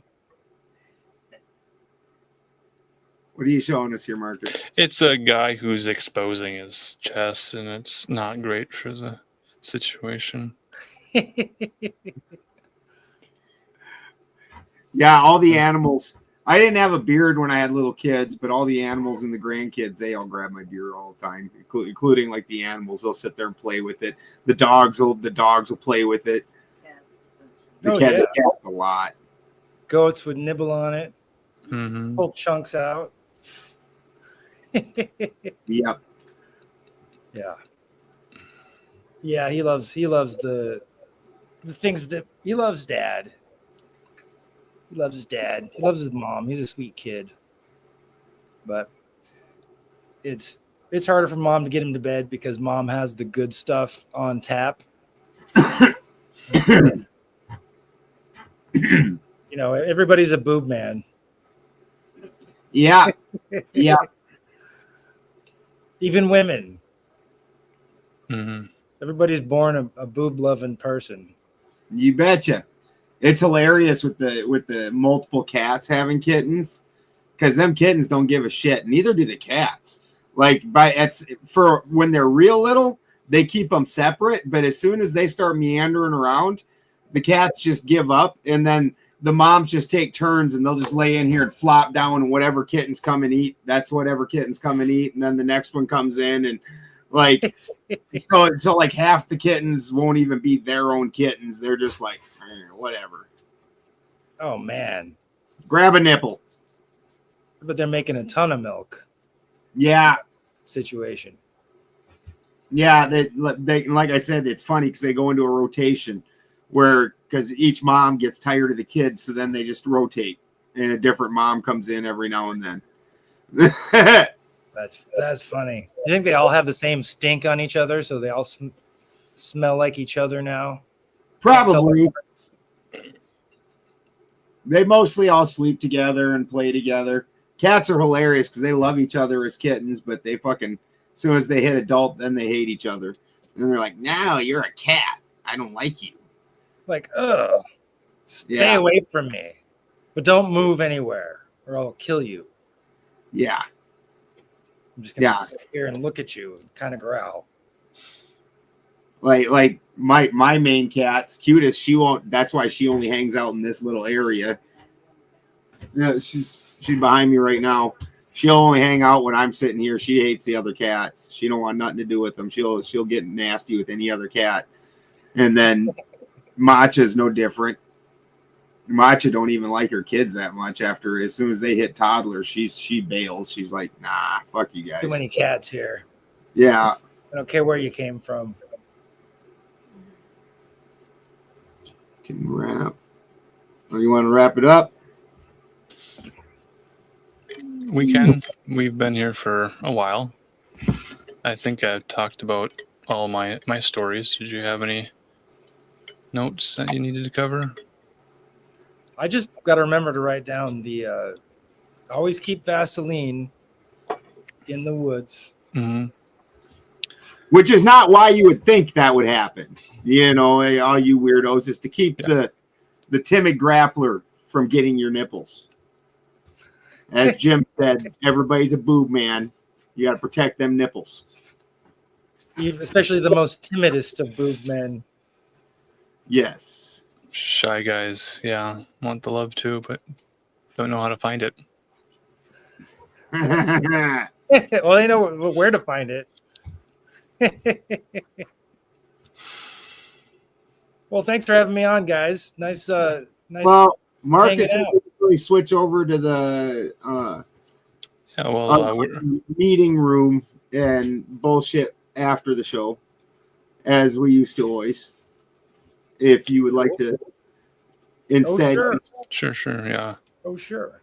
So we'll say good night to the Deliberating Dogface Dudes YouTube. Good night. Good night. Love you guys. Okay, bye.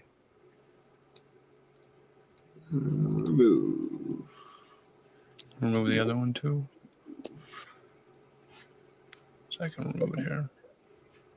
I don't think I can do the other one, Marcus.